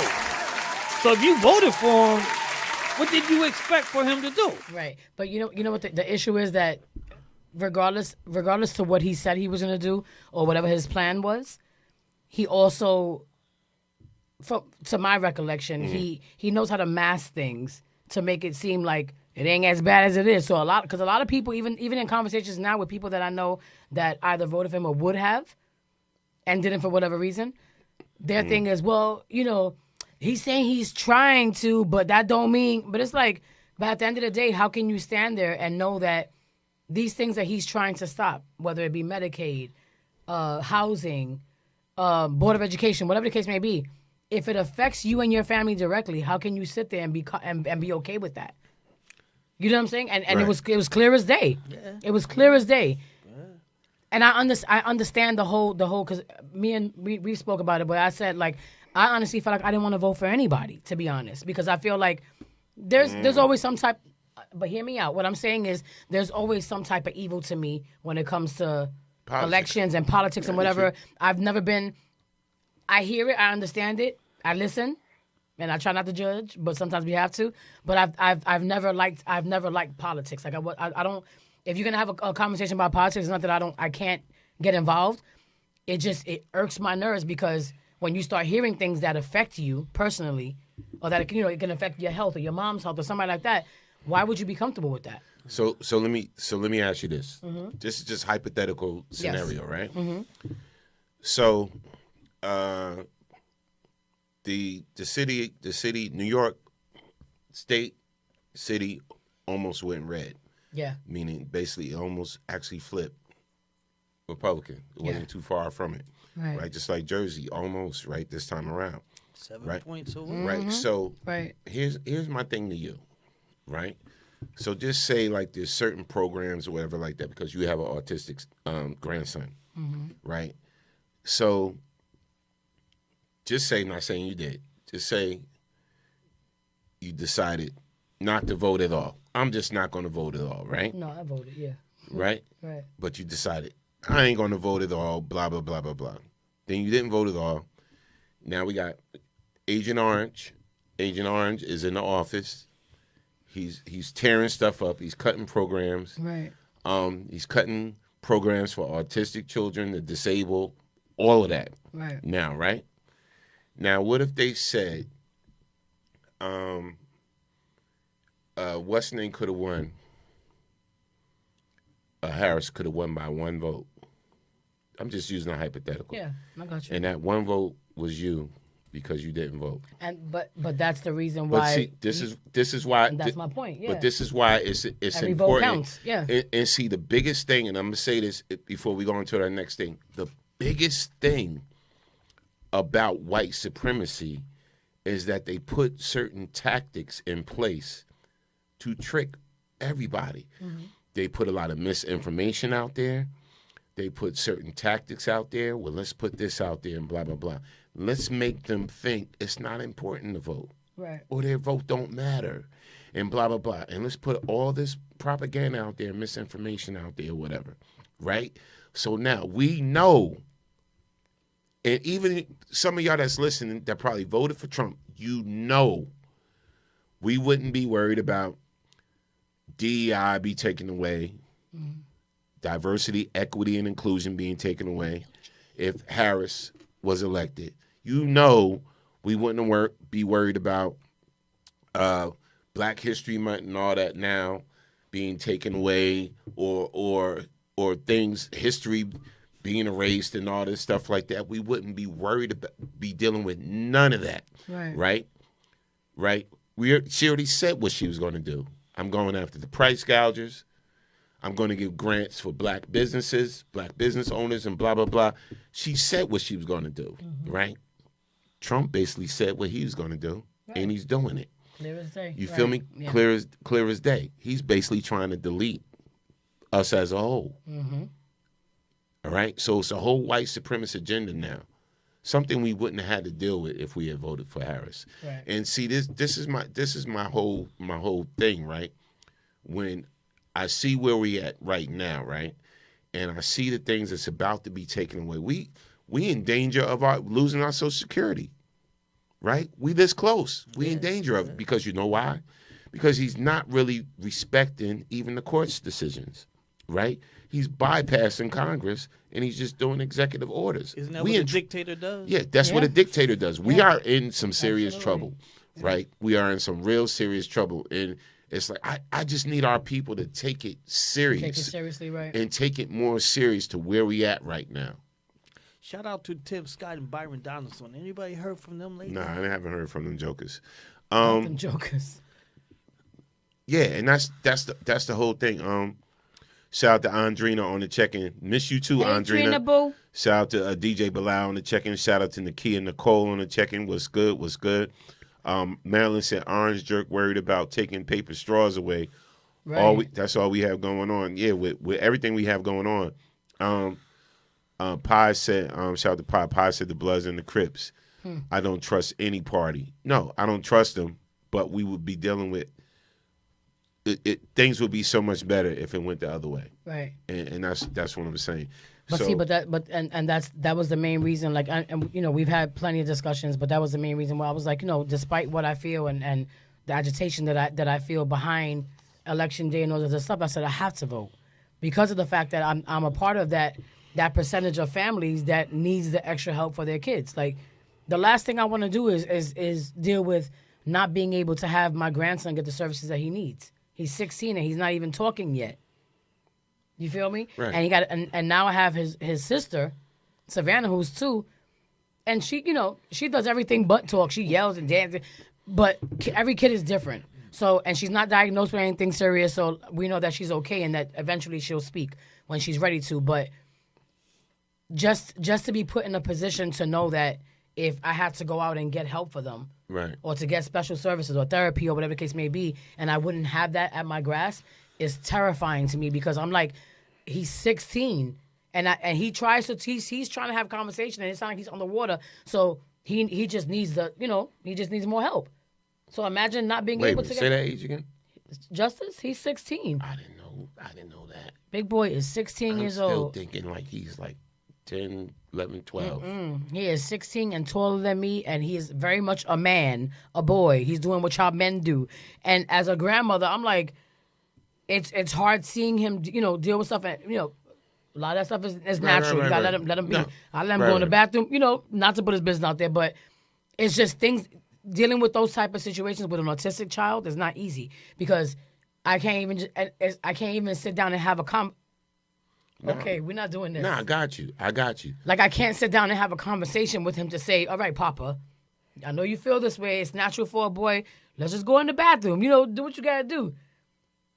It's terrifying to know that somebody would take that away from because you just don't care about nobody but your own. But here's the Your thing. own. Here's the thing now. So my thing is, it's happening, and this is the importance of why we do got to kind of get involved. As much as we hate politics and all of this, and we do kind of get involved, and we do got to kind of have a voice because now, do you see what's happening right now? Do y'all really see what's happening? And that's the sad part about it. Like, I know people, you know, and that I'm cool with, that need these programs and that need the benefits and that need this particular this or that. BKS lost the federal grant because they stopped it, right? So we was about to get a grant, federal grant, right? Right. And we about to do some great things with that. It's done. Do you feel me? It's done. Under the other administration, this is why I know it would have been a difference. We've gotten a grant that took care of certain things that made our business run easier and this and that, whatever like that. We've gotten one. Yeah. So, and this was under the other administration, the Biden-Harris administration. Now, it's been denied. It's been thrown out, the whole nine. And so this is what I'm saying why, trust me, people got to start rallying. Like, I'm living this personally. Yeah. I'm seeing what's happening right now within the federal government. Like, we are really screwed, and there's nothing we could do about it because people was tricked. People was misinformed. It was too much misinformation floating around on the internet. Y'all was looking for information off of YouTube, and it was all wrong and this and that. Somebody told you this about this person. People and shit. Y'all worried about. Like, if why she the was, hell if people she, y'all ain't never seen before. Yeah, y'all worried about if she was black or Indian and this and this and that. Meanwhile, you got the guy that's the president now. He had a whole white supremacist agenda planned for this country, and we're dealing with it right now. We seeing it in real time. Yeah. You know, we seeing it in real time. Like there's far more important things other than worried about somebody who woke up one day and decided that they didn't feel comfortable being a girl and they want to be a guy now. Yeah. Whether you agree with it or not, you know, like I have my own opinions about that subject or whatever the case may be, but I also have a lot of gay people in my family and I have a lot of gay friends. You know what I mean? And I'm very respectful to anybody that's in my life that has a certain religion, you know, sexual orientation, whatever the case may be. But these are things that we should be dealing with on our own time, within ourselves, within our own families. Right. Why is this being made a part of decisions that are made for this whole planet, for this whole world? When we have so many things to fight for, so many things to get right, and you worry about trans people and how now you're changing their documents, the passports, straws, and nonsense. Like, are you kidding me? You're taking away things that water. Yeah, like you're taking away things that people actually need. So let me. You fired everybody from the Board of Education. Let me read. And aviation. Like, what is wrong with you? Let me read this comment from Champtown. I don't think Elon Musk. Elon Musk is the president of the United States now. So here's my take on it. I follow politics heavy, right? Heavy. And first of all, does anybody watch? I know you don't because you hate it, like Sandy. I know you don't already. What? But anybody watch The Oval? Oh no, I've never seen it. And so I don't hate it. I just never seen Tyler it. Perry's The Oval, right? And trust me, I don't follow it all the time either because sometimes I get someone nerds, whatever. But the theme of it is you got the president of the United States, right? Right. In The Oval, right? And the wife that hates her husband, that hates the president of the United States, keeps reminding him that you're only here because me and my father put you here. So that's the only reason you're here. Right. So, and when I watch it, I laugh because I relate that to Elon Musk. Yeah. Orange dude is only in office because Musk put him there. Musk put Trump in office, right? The reason why we see Trump, you know, sitting in the White House is because of Elon Musk. Right. Now, this is one of the richest men in the world. Elon Musk, one of the richest men in the world. He can buy an election. He can get. What do you mean he could? He did. Yeah, He did, right. He did. Exactly, he did. He can absolutely get. He can get machines fixed, and we don't even know about it. You know, he can get those machines tampered with, and we don't even know about it. Whatever. So we don't know what really happened. That was the big secret that took place, right? Yeah, but they've been doing that. They've been putting so much money into like. But hear me out. Hear me out. It's funny. When this week, when we seen Elon go into the office with the president with his child, with his son, yeah, and for his child to say this, when I seen this, I said, "Oh my God!" I said, "Yo, we all been duped, like we all been played." Trump ain't the president; it's Elon Musk, and you're talking about a man that comes from an apartheid country, right? So anybody that understands what apartheid means. And then you're talking about Trump, who's already racist, you know, and he comes from a racist background with his father, the whole nine. You saw over history, he had 5 discrimination lawsuits because he didn't want black and brown people living or working in his establishments, the whole nine, whatever. But we saw his racist side. So imagine them two teaming up now to fulfill an agenda of Project 2025, and who's that going to affect the most? Us. Right. Us. So basically, they're trying to whitewash the country. But when I seen this, and look at this, and I respect the person I'm about to show you right now. I respect this white guy because he breaks down what's going on with Elon in Trump's office trying to explain Doge. But look at the son. Yeah, the son is just... Look at little Damien. Little Damien, right. Look at little Damien. Little Damien. Here's the clip. Yeah, exactly. You peeped it, right? The whole time I was watching, I kept thinking about the omen. I kept thinking about the omen. Here's the clip. Here's the clip, y'all. But peep this out. Yo. I wasn't even going to post on this, and then I saw some clips that changed my mind, and I'll show you those in a moment. But first, Elon Musk yesterday, along with his son, Little X, held a press conference in the Oval Office to discuss what Doge is doing, all while Donald Trump watched on silently from his cuck chair. And in the aftermath, one of Elon's fanboys shared this tweet that Elon reposted. It says, "History repeats itself," and it shows 2 images. The first image is a pretty iconic image of JFK Jr. playing underneath his dad's desk while he worked in the Oval Office. And the second is Little X seemingly bored out of his mind, crawling around on the floor while Donald Trump pontificates about what he liked watching from said cuck chair. But I can point out at least one glaring difference between these 2 situations. JFK Jr., as I recall, never had criticisms of his father while the press was there. Little X, on the other hand, has a lot to say, and there was a hot mic that caught some of it. So first is this little gem. To restore democracy.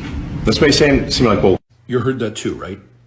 You're not the president, you need to go away. I'll play the clip a second time. Just, you watch and tell me if that's what he said. To restore democracy. This may seem like... That's what he said, but I'll go one better. Because he also said this. The prices from one year to the next are the same, and their mortgage... That one's clear as day. He says, "I want you to shut your fucking mouth up." And there's already people who are like, out of the mouth of babes. But let me just put this out there for your consideration. A child this young doesn't have this profound moment where he like tells off Trump. He just repeats things he's heard.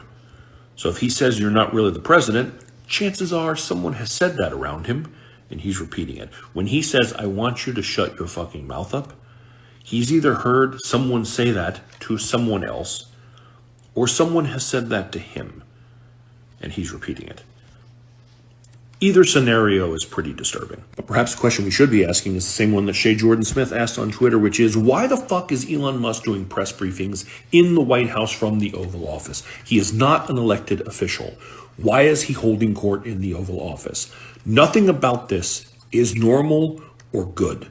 You know, I wasn't even going to post on this, and then I saw some clips that changed my mind, and I'll show you those in a moment. But first, Elon Musk yesterday, along with... Jeez. Da, da, da. Down. Yo, let's read some comments. Lord, help us.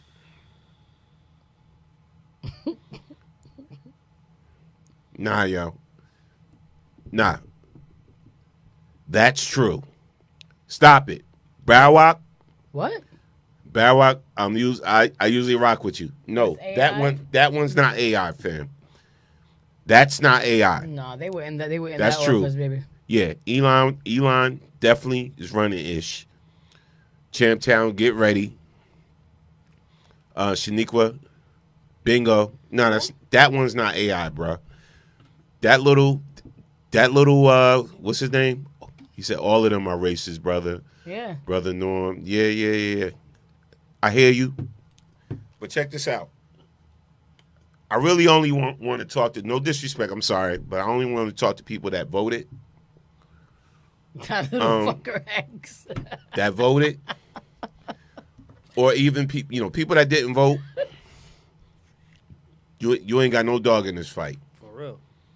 Oh, you ain't got no dog in this fight. No, I'm saying the voice of the child.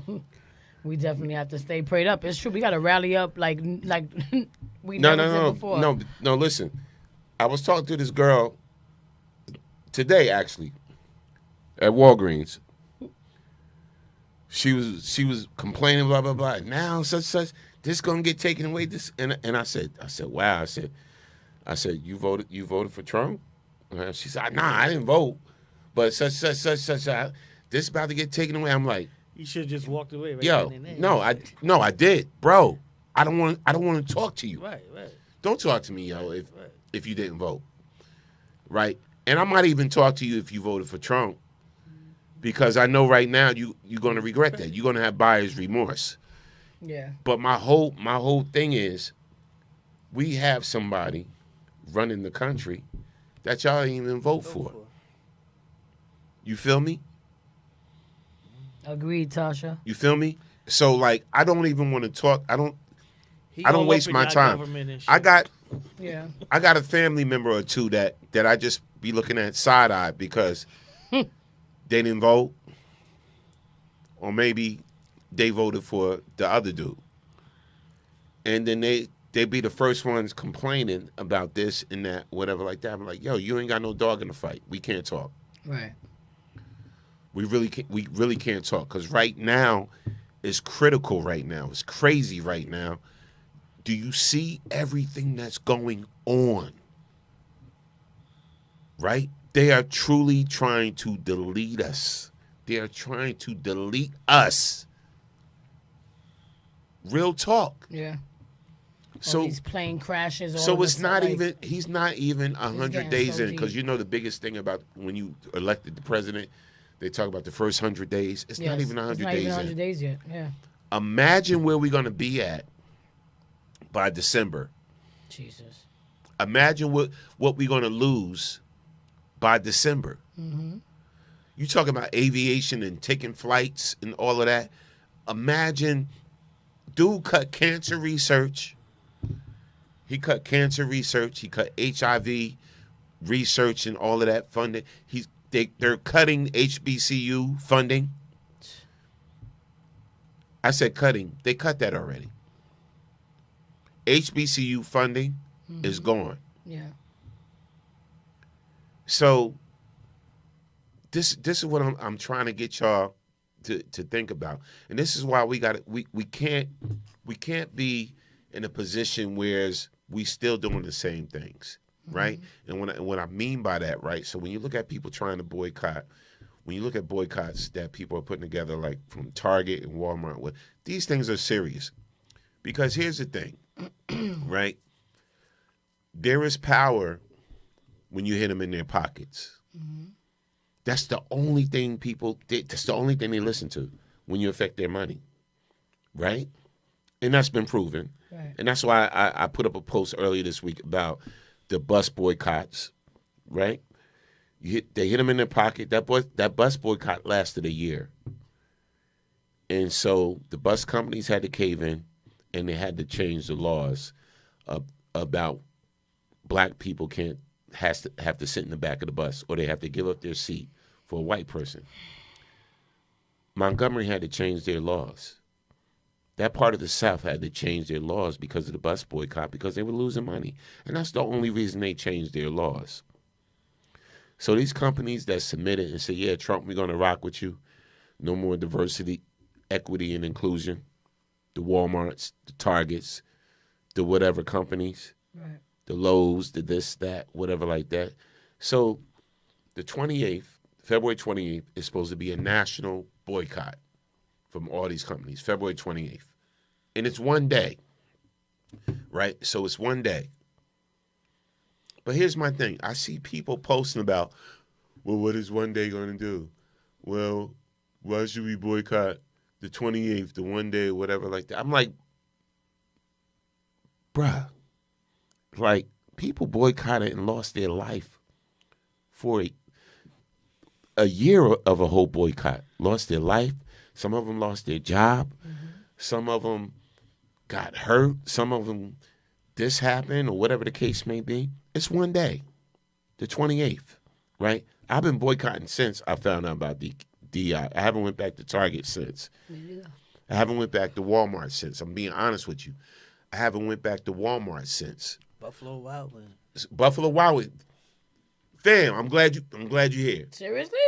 You know how much I used to love that place? That's our Buffalo spot. Wild Wings on 22. That's our spot. We was there. I love them damn lemon They pepper messing wings. up my lemon pepper wings? Yeah. Oh, hell I no. love them lemon pepper wings. Here's the thing. The 28th is a good start. You know, it's a knee-jerk reaction, but it's a good start. Yeah, absolutely. But to be effective, you need to plan something for like months ahead. Right. You know, make it organized, more organized. I mean, like say month of October, we don't do this, we don't do that, or you know, and you can't just plan something 2 weeks in advance and expect it to be right. Expect it to be this big outcome. Right. Yeah, it's not right. gonna be. It's got to be something that's put together, planned out ahead of time, and yeah. See, I agree with Tasha. She said we need to get serious. That's why we aren't respected, and it's true. But here's the thing about this one day, right? And see, you got to understand. So, me, I'm about business. So corporations and the stock market, corporations, all this, they're all about profit margin, right? And they're all about projections. So all these companies on a national level have a projection of what they expect to make on a daily basis. Mm-hmm. On a daily basis. Mm-hmm. So if we do a national blackout, which they're planning right now for the 28th, right? And they see that, damn, our profit margin was affected on this day. They did this national blackout. Nobody shopped here, there, nowhere. None of these places, right? And they see their profit margin is affected. And then we say, now we're going to go on a total blackout, not just one day. Right. Mm-hmm. Sure. We gonna until you get the picture. Until you get the picture, and you change these policies, and you stop riding with this white supremacist agenda. Then you don't get our money. You don't value us. You don't respect our money. We don't see our representation in management roles at Walmart, at Targets. We don't see our representation in these big roles or whatever like that. The only thing we can do is work in the back of the warehouse or whatever. Because you said it's an make sure you use the service interest. Yes, use the service interest. Right. You disrespecting us as a whole. We're not going to spend our money with you. Stop spending your money where you're not respected. Right. And this is the whole thing with us. Like, we can't come together for that. One damn day. National blackout, February 28th. That's the day. Mm-hmm. So for that one day, buy from your local bodega. Mm-hmm. Or maybe, go somewhere, support a black business, support something else other than the usual things. Y'all got the list. Y'all know what it is. Right. I don't need to F with Walmart. I don't need to F with Target or whatever like that. And even Amazon. I'm looking for other ways. I'm already, you know what I'm saying? My whole thing is just like, if you got a drug addiction, you start weaning off of certain things. I'm weaning off of those. Yeah. I'm being less dependent of Amazon and whatever like that. Because really? So the head white supremacist says we're no longer doing anything DEI. And I hate even saying DEI because they're trying to make that like the boogeyman's word. Yeah, anything black. Yeah, anything black. Yeah, they're trying to make that the equivalent to the word, the N-word. Right. Basically. Yeah. Right? That's how they see it. So they say DEI. Just like they took the statement Black Lives Matter and they say BLM. I don't say those initials. I don't say BLM. I say Black Lives Matter because it's about the statement. Forget the organization. It's about the statement. Black Lives Matter. Don't let anybody trick you into feel like that's a bad thing to say that Black Lives Matter. No, I will wear that shirt proudly. Black Lives Matter.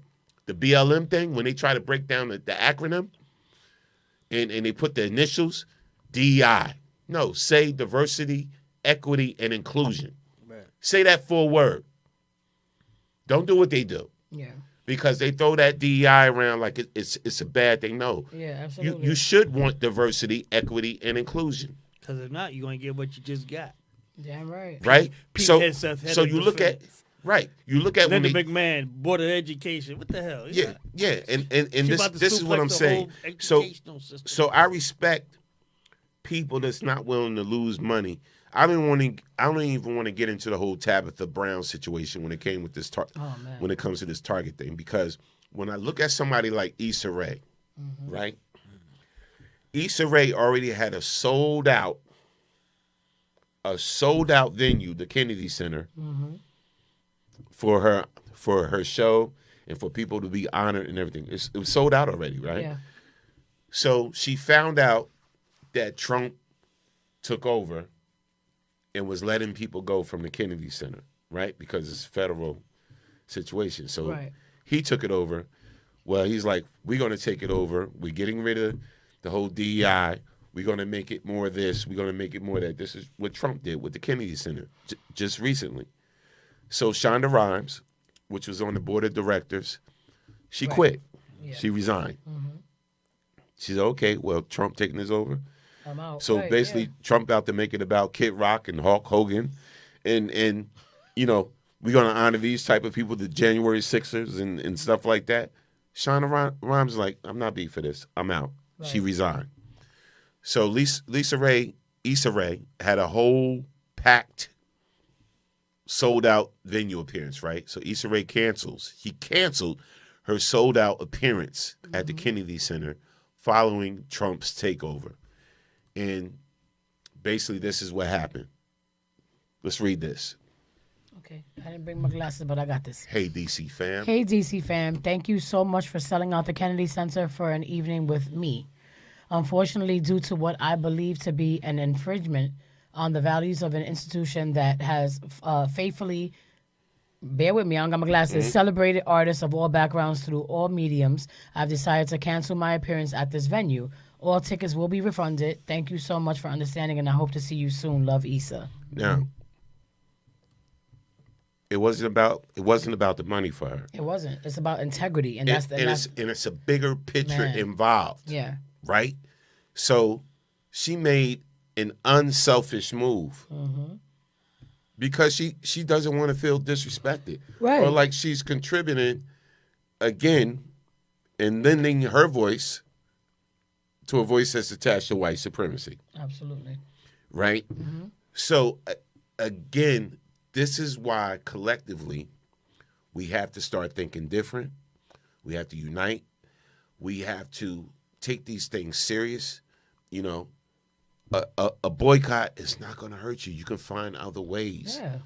And this is why I was saying the people back then in 1955 or whatever like that, they were built different when they did the bus boycott because they found creative ways to get to work, to get to church, to get to school, to get to wherever, to the babysitter or whatever. They found creative ways. They did carpools and all types of things they did, whatever, right? There was still a few of y'all that decided, well, we still going to ride the bus. Even though y'all was being disrespected and you had to sit in the back. And if a white person walked in, you had to get up, whatever. There was a few of y'all, right, that didn't want to get down with the program. But y'all still benefited once the bus boycott was over and y'all was able to sit anywhere you wanted to on the bus because of the hard work other people put in. Right. Don't be that one that still decides to sit in the back of the bus and be disrespected because you don't want to take the time to sacrifice for the bigger picture. Don't be that one that still decides to sit in the back of the bus. And this is what I'm trying to tell y'all. There's real things that's happening right now. There's real things that's going on in this world, man. I'm telling you right now, there's real things. And some of y'all are so conditioned, and I'm going to say it again, some of y'all are so conditioned and y'all so comfortable that you're like, oh, I'm not doing that and this and that and then whatever. But Target got the blue and white towels with the such and such. But I'm just saying, can you imagine being at a restaurant with a date or your wife or something, and you got to get up because a white person wants the table and shit? But you know what the issue is? It's everything that Norm just said, everything that you just said. Right. But the issue is that, and I hate to say it, but a lot of people aren't really concerned about these issues until they affect them directly. Right. And not for nothing, I don't care if I'm Puerto Rican, Black, Dominican, whatever my origin is. I care about humans entirely. Like Absolutely. I care about people. But when you are in a certain class, as we've said before, when you're in a certain class or, you know, your skin is a certain hue of a color and you feel superior to everyone else that you think is beneath you and all these terrible things that people, you know, people think of and they put in place when they think about like how they want to run their lives and decisions that they make for this country, you already starting off on the wrong foot. So if you can't care about people as a whole, because not for nothing, we're a part of the minority, right? But at the same time, well, no. See, the minority is changing. The minority is changing. But what I'm saying is, our people are the ones that are being like heavily affected by a lot of this shit, right? Right. But not to say that there's not other, you know, ethnicities or whatever that are being affected as well. But a lot of them fall under the scope of thinking like, oh, I'm gonna vote for him because this and the third, right? But at the end of the day, I care about everybody's children. I empathize for any families who have to deal with kids that are on the spectrum, or that have mothers who have dementia, or that have, you know, any family members that are going through something where they need health care and things of that nature. I care about everybody. But it's sad because this country is built up of a larger percentage of people who don't really give a shit about nothing as long as it doesn't affect them. They're in that class that's above us. Right. So right away, we don't care about that. So just do what you will. That's what happened to the Republican Party. Absolutely. But you know what? This is why can't be like that. I played a lot of the MAGA people that now saying they wish they didn't vote for Trump. And so now there's a whole slew of farmers for Trump that are all saying we made a mistake. We shouldn't have voted for him. Yeah, because they ain't got nobody working for him. Because, now they ain't got nobody working for him. The migrants is being taken away, this and that. But it's other things, too. He's changing a lot of the laws and everything like that. Yeah. And so now, again, like you said, they're being affected by it. So here's my thing, right? Here's my thing. You look at everything that he's taken away from the door, right? Not even his first 100 days. So there's probably some diabetics listening to this show. So he got rid of the insulin cap. His first 2 days in office, he got rid of the insulin cap that Biden and Harris put on. Right? So it was $35 insulin cap. You couldn't go beyond $35. Even though Ozempic was about to come down, and Yeah, so a lot of medicine and We're all of that. abusing it. So there was like 20 top important medicines that was about to come down. Even my asthma pump, right? So now, you know, I got asthma. My pump was $50, whatever, if you had to, whatever. On the plan, it was a certain price, right? My asthma pump is now $150. What? Yes, the one I take. What did So, you take? so my whole thing now, I'm sitting up there like, wow, already? It's like 150, and you're like, oh, and this plan don't cover this, and this don't cover that, whatever. It's about to get crazy, y'all, Yeah. and this is real what I'm ugly. saying. But we got so distracted, and some of y'all got so distracted with the nonsense. Oh, I don't know if Kamala is black or blah blah blah blah blah. Indian. Distraction. Oh, but I remember such and such. but what they doing in Gaza, Yeah, and when I can't sit with this. yeah, you know? blah blah blah. You know. Oh, I remember when she's a prosecutor. Yo, and this she voice. No, because this is the nonsense I heard, right? This When is she the was a voice. prosecutor, and She did locked up black such men. such. She locked up Right. and didn't even know the ratio or the stats or nothing like that. Because you know what? You failed to do your research. You failed to do your research. You failed to do your due diligence. And one of the biggest problems with us now as a culture, especially in the era of social media, none of us do our due diligence to fact check things, right? Right. And listen, When you was able to. it's another trick of white supremacy to give you false information. Did y'all know that? Yeah. It's another trick. Why do you think Mark Zuckerberg got rid of his fact checkers? So he fired, once Trump got in office, a whole bunch of his fact checkers, right? And we on this platform now, right? Because until again, just like drugs, if you're addicted to something, you got to wean off of it, right? We got to wean. Eventually, we got to wean off Facebook too, y'all. Oh yeah, no doubt. Yeah. Right? No doubt. Until there's another platform. So I'm hoping that platforms like Fanbase, which is black owned, get better. I'm hoping like platforms like Blue Sky and whatever like that get better. It starts to look like some of the things we're used to, or whatever like that. So we could totally wean ourselves off of X and Facebook, because these platforms now are designed to feed you misinformation and a whole bunch of propaganda, right? Yeah. And a lot of it, we fall for it, right? We got so distracted with the nonsense they wanted us. We didn't look at the issues. We didn't look at the fact that DT had no policy plans for us at all, and y'all still voted for him. He had None. he had concepts. Right. And concepts of a plan and whatever like that, and not delivering Which on doesn't none mean of them. anything. Right. None of them is showing in the grocery markets. None of them is showing in the retail stores. Nothing he's doing is Like showing. literally everything is falling apart. Prices are going high. Prices Now you are got- getting higher. Now you got tapeworms and parasites coming Come out on, of man. eggs and broccoli. Now there's broccoli's being recalled. All this food is being recalled. It's like at what point do we not realize that this is a personal attack? A personal attack on everything that we need to survive. Food, education, healthcare, all this stuff. It is absolutely ridiculous. I guess to the point that we can't even, I don't even trust Well, see, even America sipping doesn't air. know a con when they see one. Right. Right, absolutely. Because if you grew up here in New York area, you already knew what he was about. Yeah, so. absolutely. Yeah, and but see, look at but- Atlantic, we shouldn't have to ask be Atlantic afraid City to, how they like- work out for them. But like now, we shouldn't be afraid to do something as simple as feeding our families, because you know what I'm saying. Like I'm sorry, I was into what you were saying.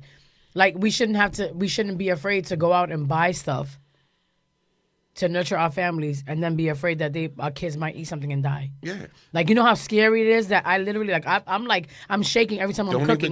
Don't even trust no tuna fish now. I meant to call you. And No, tell you I saw that you sent me the that. thing. Botulism. So like, which can Like- kill you. You can't even trust tuna fish now, right now, because you know why? Oh man. Because the person too that's much. supposed to make America great again got rid of the Consumer Protections Department, right? And now they got their hands involved in the FDA, which now they're letting people go from the FDA and all these places, whatever like that. Well, hell, Texas is dealing with the largest measles outbreak they ever had. we dealing with the largest flu outbreak we ever had, but nobody knows about it because he silenced the CDC. Exactly. He silenced the CDC. He withdrew from the World Health Organization. I'm very much aware on these issues because right now we have to pay attention to what's true, what's facts, what's going on, whatever. Right now, we have to really do our research. We can't take a meme as law. Stop looking at these memes as law. Stop looking at certain things as law. Do your own research, your proper research, whatever. You know, and stay the hell up. It's a lot of fear mongering, but you got to take a lot of that. It's a lot of fear mongering. Stay the hell off Fox News. Yeah, trust me. Stay the hell off Fox News and stay the hell off Newsmax. I had to argue with somebody. What the hell is that? The Newsmax is another platform. It's a spinoff of Fox. It's a spinoff of Fox, See, basically. crazy.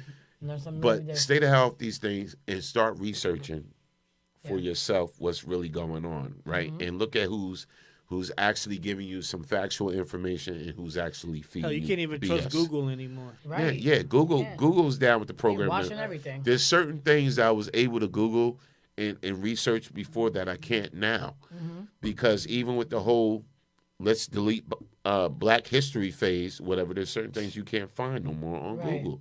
So that's what I'm saying, y'all. We are under attack, and y'all gotta be more.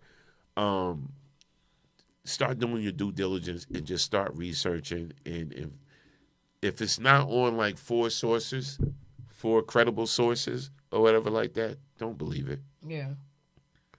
Don't believe it. You know, I'm constantly on these things every day because when I talk to you people just got to read more. Yeah, when I talk to you about not read on the internet, read books about this stuff. I want y'all to be informed about things or whatever, and I want to start creating more of a dialogue of these things. But we have to right now come together because we are under attack right now, and they are trying to delete us. So please pay attention to what's going on, man. You see people, whatever, these boycotts, whatever, jump in, join it. It's not going to hurt you. Right. It's not going to hurt you to give up a thing for a day, or even if you have to find other ways of getting your products or this or that, whatever like that. Stop spending your money where you're not respected. That's all I'm saying. Let's read some comments. Shout out to Denise. She said, thank God for BKS1 to bring the real news. Yeah, she said it's a sad state of affairs. We have to get out and vote on the local level. Shaniqua said, consider the source always. Tasha just said that if you insist on staying ignorant, stop sharing that ish to others. Terry said they weren't distracted. They were exposed for being stupid. Yeah. Oh, Sandy just texted me. What happened? I don't know if I should read it out loud. Hold on. She said,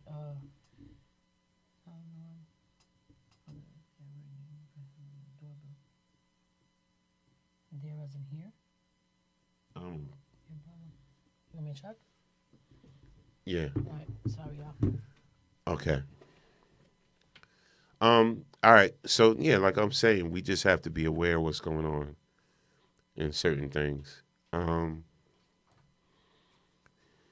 Let me pull this up real quick. All right. Until Kiss get back.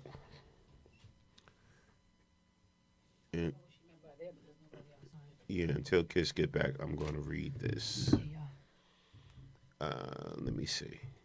Oh, you back? Okay. All right. So here's this clip, right? And I got to get off the whole Trump thing for a minute. Yeah.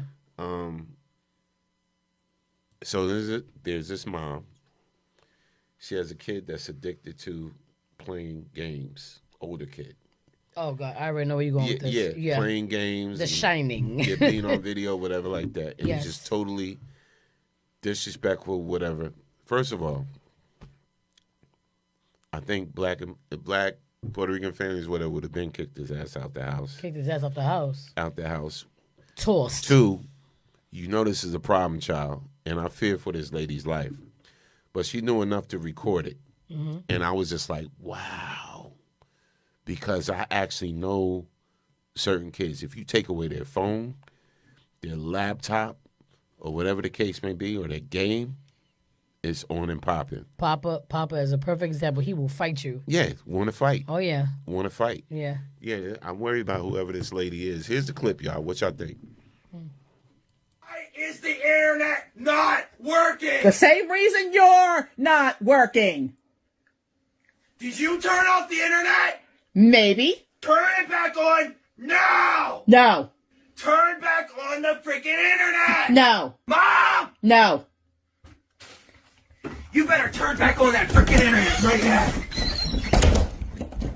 Locking the door. Open up! No. No. I was just about to start a new game!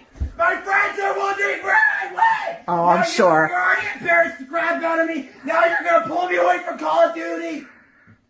Open this damn door up. Oh, you said a no word. I'm an adult. I Yeah. can say what I want.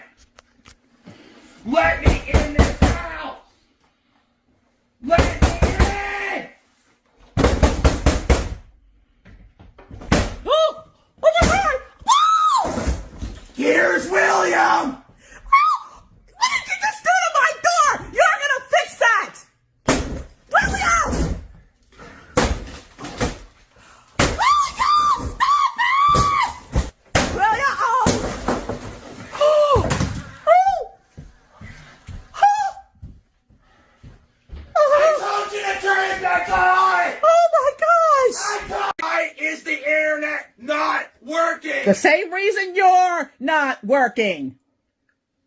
Did you? Yeah, first of all, I'm sorry. Down.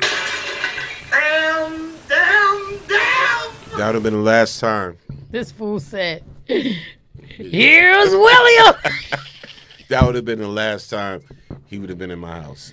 Like, mother dear, you are living with the shining. Yeah, that would have been the last time he would have been in my house. Oh, she said he's there again. Okay. Yeah, I'm back, y'all. Sorry. I would have kicked him out. Yeah, that was crazy. So it's ridiculous. Yeah, it's a wrap. That would have been the last time. I'm sorry. It sounded like he was too old to be there to begin Yeah, with. absolutely, You know? absolutely. Listen, it's just certain things you cannot tolerate. There's certain things you cannot tolerate, and that's one of them. He definitely would have been out. So, again, hopefully that mom is safe. Right. Hopefully she's safe. Hopefully she's not under attack. What's going on? What's up, John? Have a seat. Have a seat. Let's read some comments. Okay, wait, let me go back.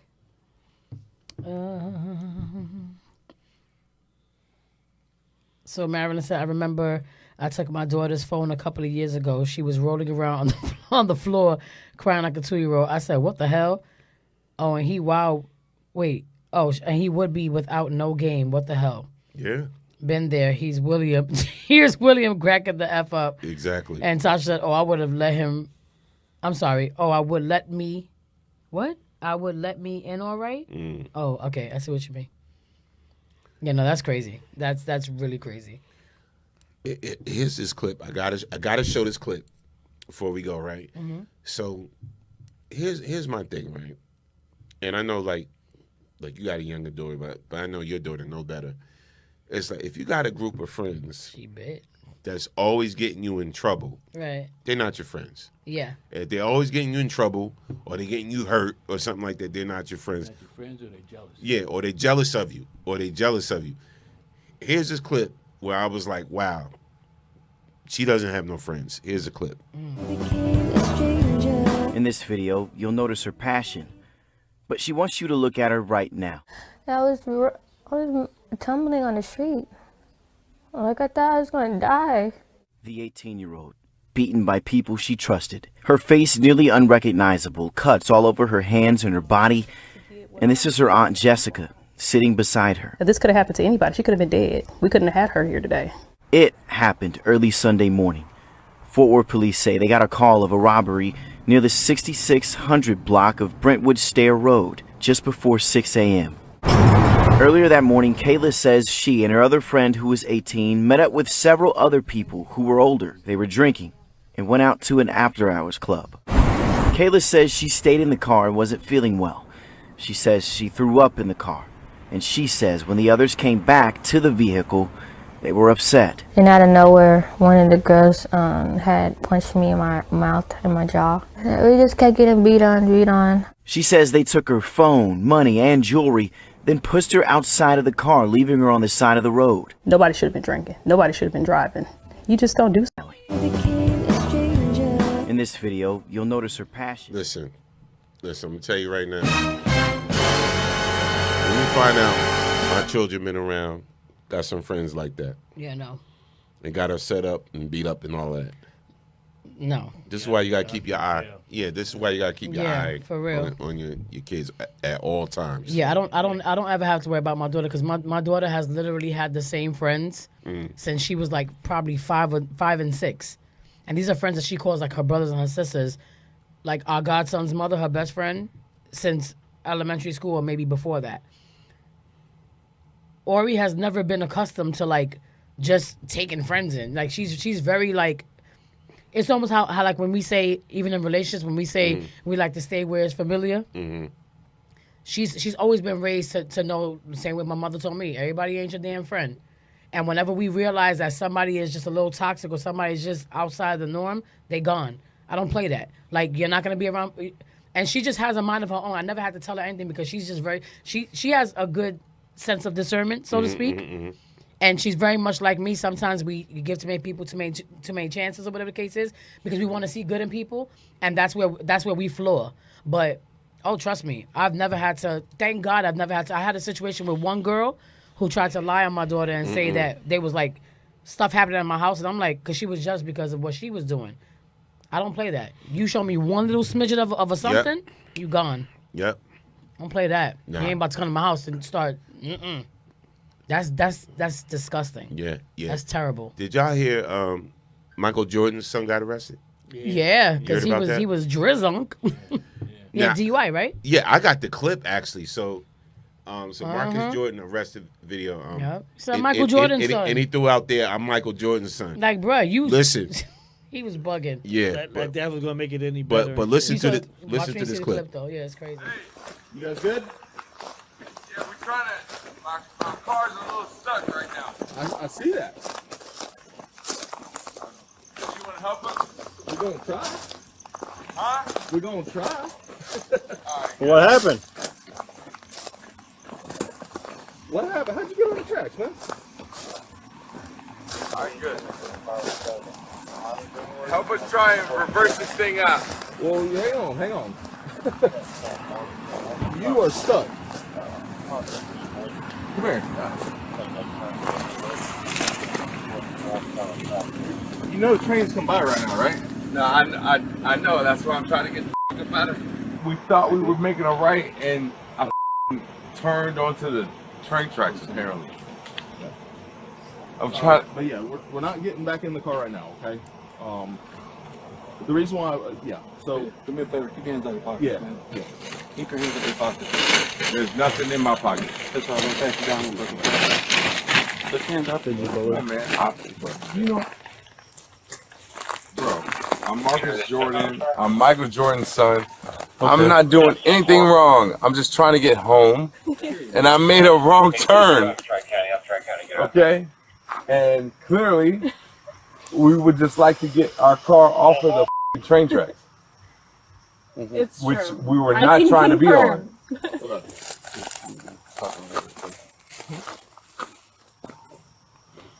I mean, I'm just saying, if there's 6 of us and we throw this thing in reverse. Well, I've already got concerns for your level of impairment anyways, okay? So that's why. Because I can smell alcohol coming from you and you're on train tracks. Okay. So come on, man. Just listen to me. That's why I don't want you back behind the wheel anyways, okay? I'm fine behind the wheel. I just would like to get my car out of this. We'll deal with that after this, okay? We'll deal with that after this. But that's why I had to get you out of the car, okay? Because I hear spinning tires, I hear slurred speech from you. You're driving on train tracks. I'm not slurring anything, and I'm okay. I'm letting you know. I have concerns. Okay? Well, for your I level of appreciate impairment that. driving a vehicle. I can't let you back behind the car and drive a vehicle. I appreciate your concerns. Yeah, I don't want. But I am not inebriated. I'm not anything that cannot drive home. You guys good? Let me ask y'all. Should he have gotten the pass? Should he have got a pass? If he wasn't on the railroad tracks, maybe. No. Right. If he wasn't on the railroad tracks, he would have been good. Right. But So you're clearly drunk. He shouldn't have got a pass because he was on the railroad tracks. I, as a police officer, I'd be like, what the fuck happened? Why are you on the railroad pass? Why are you on the railroad tracks? How we get here? Now, I wouldn't give him a hard time and put his face in the ground and all that because he wasn't coming out like that. Yeah. But still, at the end of the day, he was on the railroad tracks, and I wouldn't let him get back in the car. Now, I would let him get his car off the tracks, whether I had to do it or whatever, so the train, in case the train comes and smash his car. But then he's with the white girl, too, so... And he's visibly drunk. And he's visibly... Off his ass. He's intoxicated. He's intoxicated. I won't say he's drunk, but he's intoxicated to where... You ended up on the tracks. Right, you ended up on the track. Right. You know what I'm saying? Yeah. So, no. He No. got to pass because he's Michael Jordan's son. No. Trying to pull that name card. That's not cool. And that was one of the wrong things he did. Right. But I said, no, I'm Michael Jordan's son. So you basically said, oh shit, that's Michael Jordan's son. Let me let him go. Yeah. No, he shouldn't have used that. He shouldn't even have used that. That made it even probably worse. Absolutely. No. All right, y'all. Listen. If you just joined in and shout out, listen, we're off Facebook now. Yeah. But we're still on YouTube. So we got one more. We're off Facebook. Yeah, we got one more thing to talk about, and which is Kanye's wife. So at the Grammys. Kanye's wife at the Grammys. You sure? That's his life. Kanye's wife at the Grammys. Yeah. So here's my Who's thing. his new wife? So his new wife is Bianca Censori, or something like that. The one that came out with her punani, her titties in the Grammy. So here's my thing. What do you feel about allowing your wife to come out in public like this? Here's the clip. Jesus.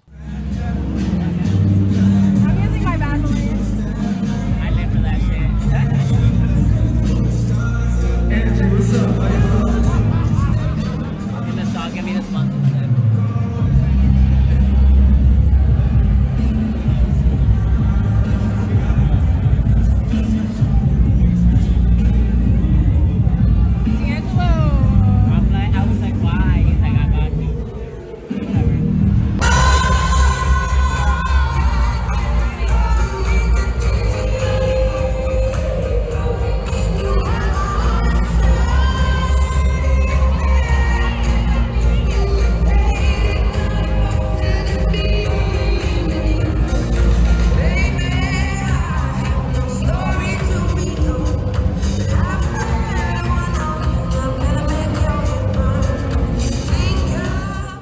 Never been a Kim Kardashian at that point doing that. I mean, what she did with Ray J, that's one thing. But right there at that point, Kim wouldn't have never did that. But that what he had right there, that's just trash.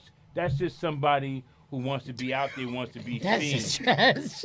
That's just trash. No, but it's true because Kim what I Kim mean? can be risque. Just nasty. She can be risque, but she's never showed up Just nasty. wearing something where you see all her nooks and grannies. That's what I'm sorry. You know what I mean? No. Craziness. I mean, but that right there, what he has, is trash, and she should go to the dump. I mean, I wouldn't have never That's your had brother. anybody like. Nah, keep it real, because I would have never had anybody like that dealing that with me. You disgust.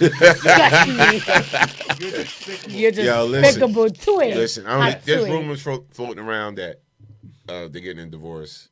It should be. And all that. Well, personally, speaking, you gotta look who you talking about though. You're talking about Kanye. I'm talking about Kanye. The divorce thing only should be if he was really salty about it and he don't like somebody like that or whatever. Then I get that. But at the end of the day, you condone that when the fact of the matter, you're dancing with her there. Right? You should have been snatching her off. First of all, she wouldn't have been out there looking like that. Right. But see, the issue is that he has a track record, I should say, right? of dating women that somebody in chat, Waiters of Happiness says, tell your brother I miss him. Great seeing him again. What's your actual name? I don't know Waiters of Happiness. Somebody in here say, I miss. What brother? Talking about you, because they see you. What brother? They see you. Oh shit! Really? Hey. But if y'all notice, his girl before this, that Fox girl. Oh. She was the same. She looked exactly the same. Oh, Rome, the guitar player. Oh, Jerome Mitchell. Brother. Jerome Mitchell. What's up, Jerome? Yeah, that's Rome. Yeah, that's Rome. That's my boy right there. Yeah. I'm here. Let's go. Yeah, like that's crazy. Kanye has he literally has a type. Yeah. The one before this was the same thing with the blackout makeup and titties always out. She always had a bodysuit. I think all of us have types. I have a type. But your type ain't somebody showing up. That's my type. I can't deal. Get her name right. He said, "What's up?" You Kisser. Yo, brother. A kisser. Sound like you know who. Oh, hilarious. There you kisser. There's only like 2 people on this earth that call me a kisser. That's so funny. Yeah, but like, come on, man. Ain't nobody showing up butt naked with a bodysuit on everywhere you go. We want to thank. I couldn't do that. That's crazy. We want to thank everybody for joining us. We'll be back next week. Yes, we do. On the Stone Warner Show. Say what again? It was a great night. Say what again? I dare you. I double Yo, how dare did you. Say Facebook what cut one us more. off? What did we do? No, what did but- we show? Because we were talking about Trump. Oh, I missed that one. Oh, we was going in. Not for nothing, but they cut us off probably like right after that because you know they're listening now. Yeah. Oh, are they? They arrested that one guy. Now they got to the point that they're watching the phones and if they see you having conversations, they can come get you. And they arrested that one guy. Oh, well, Are you kidding me? We didn't say nothing, you know. Well, you're calling the orange we did guy. say he was fucked up.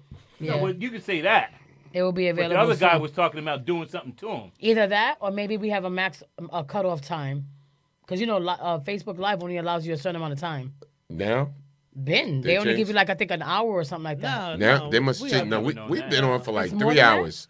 Yeah, I never. But listen, we want to thank everybody for joining us. We'll be back next week. Storm Warner Show, BCast on Radio. 498 views ain't bad for us to still get cut off. Oh no, and we all over the place though. We on different groups and anything. But shout out to everybody, man. It was on the check-in tonight. We'll be back next week. Yeah. We'll have some surprises too. We'll have some special guests. All of that. So make sure you tune in to Storm Warner Show, BCast on Radio. We out of here. Everybody say good night. Good night. Good night. Good Everybody. night. We love y'all. And Come on, kids. Let's go get some weed.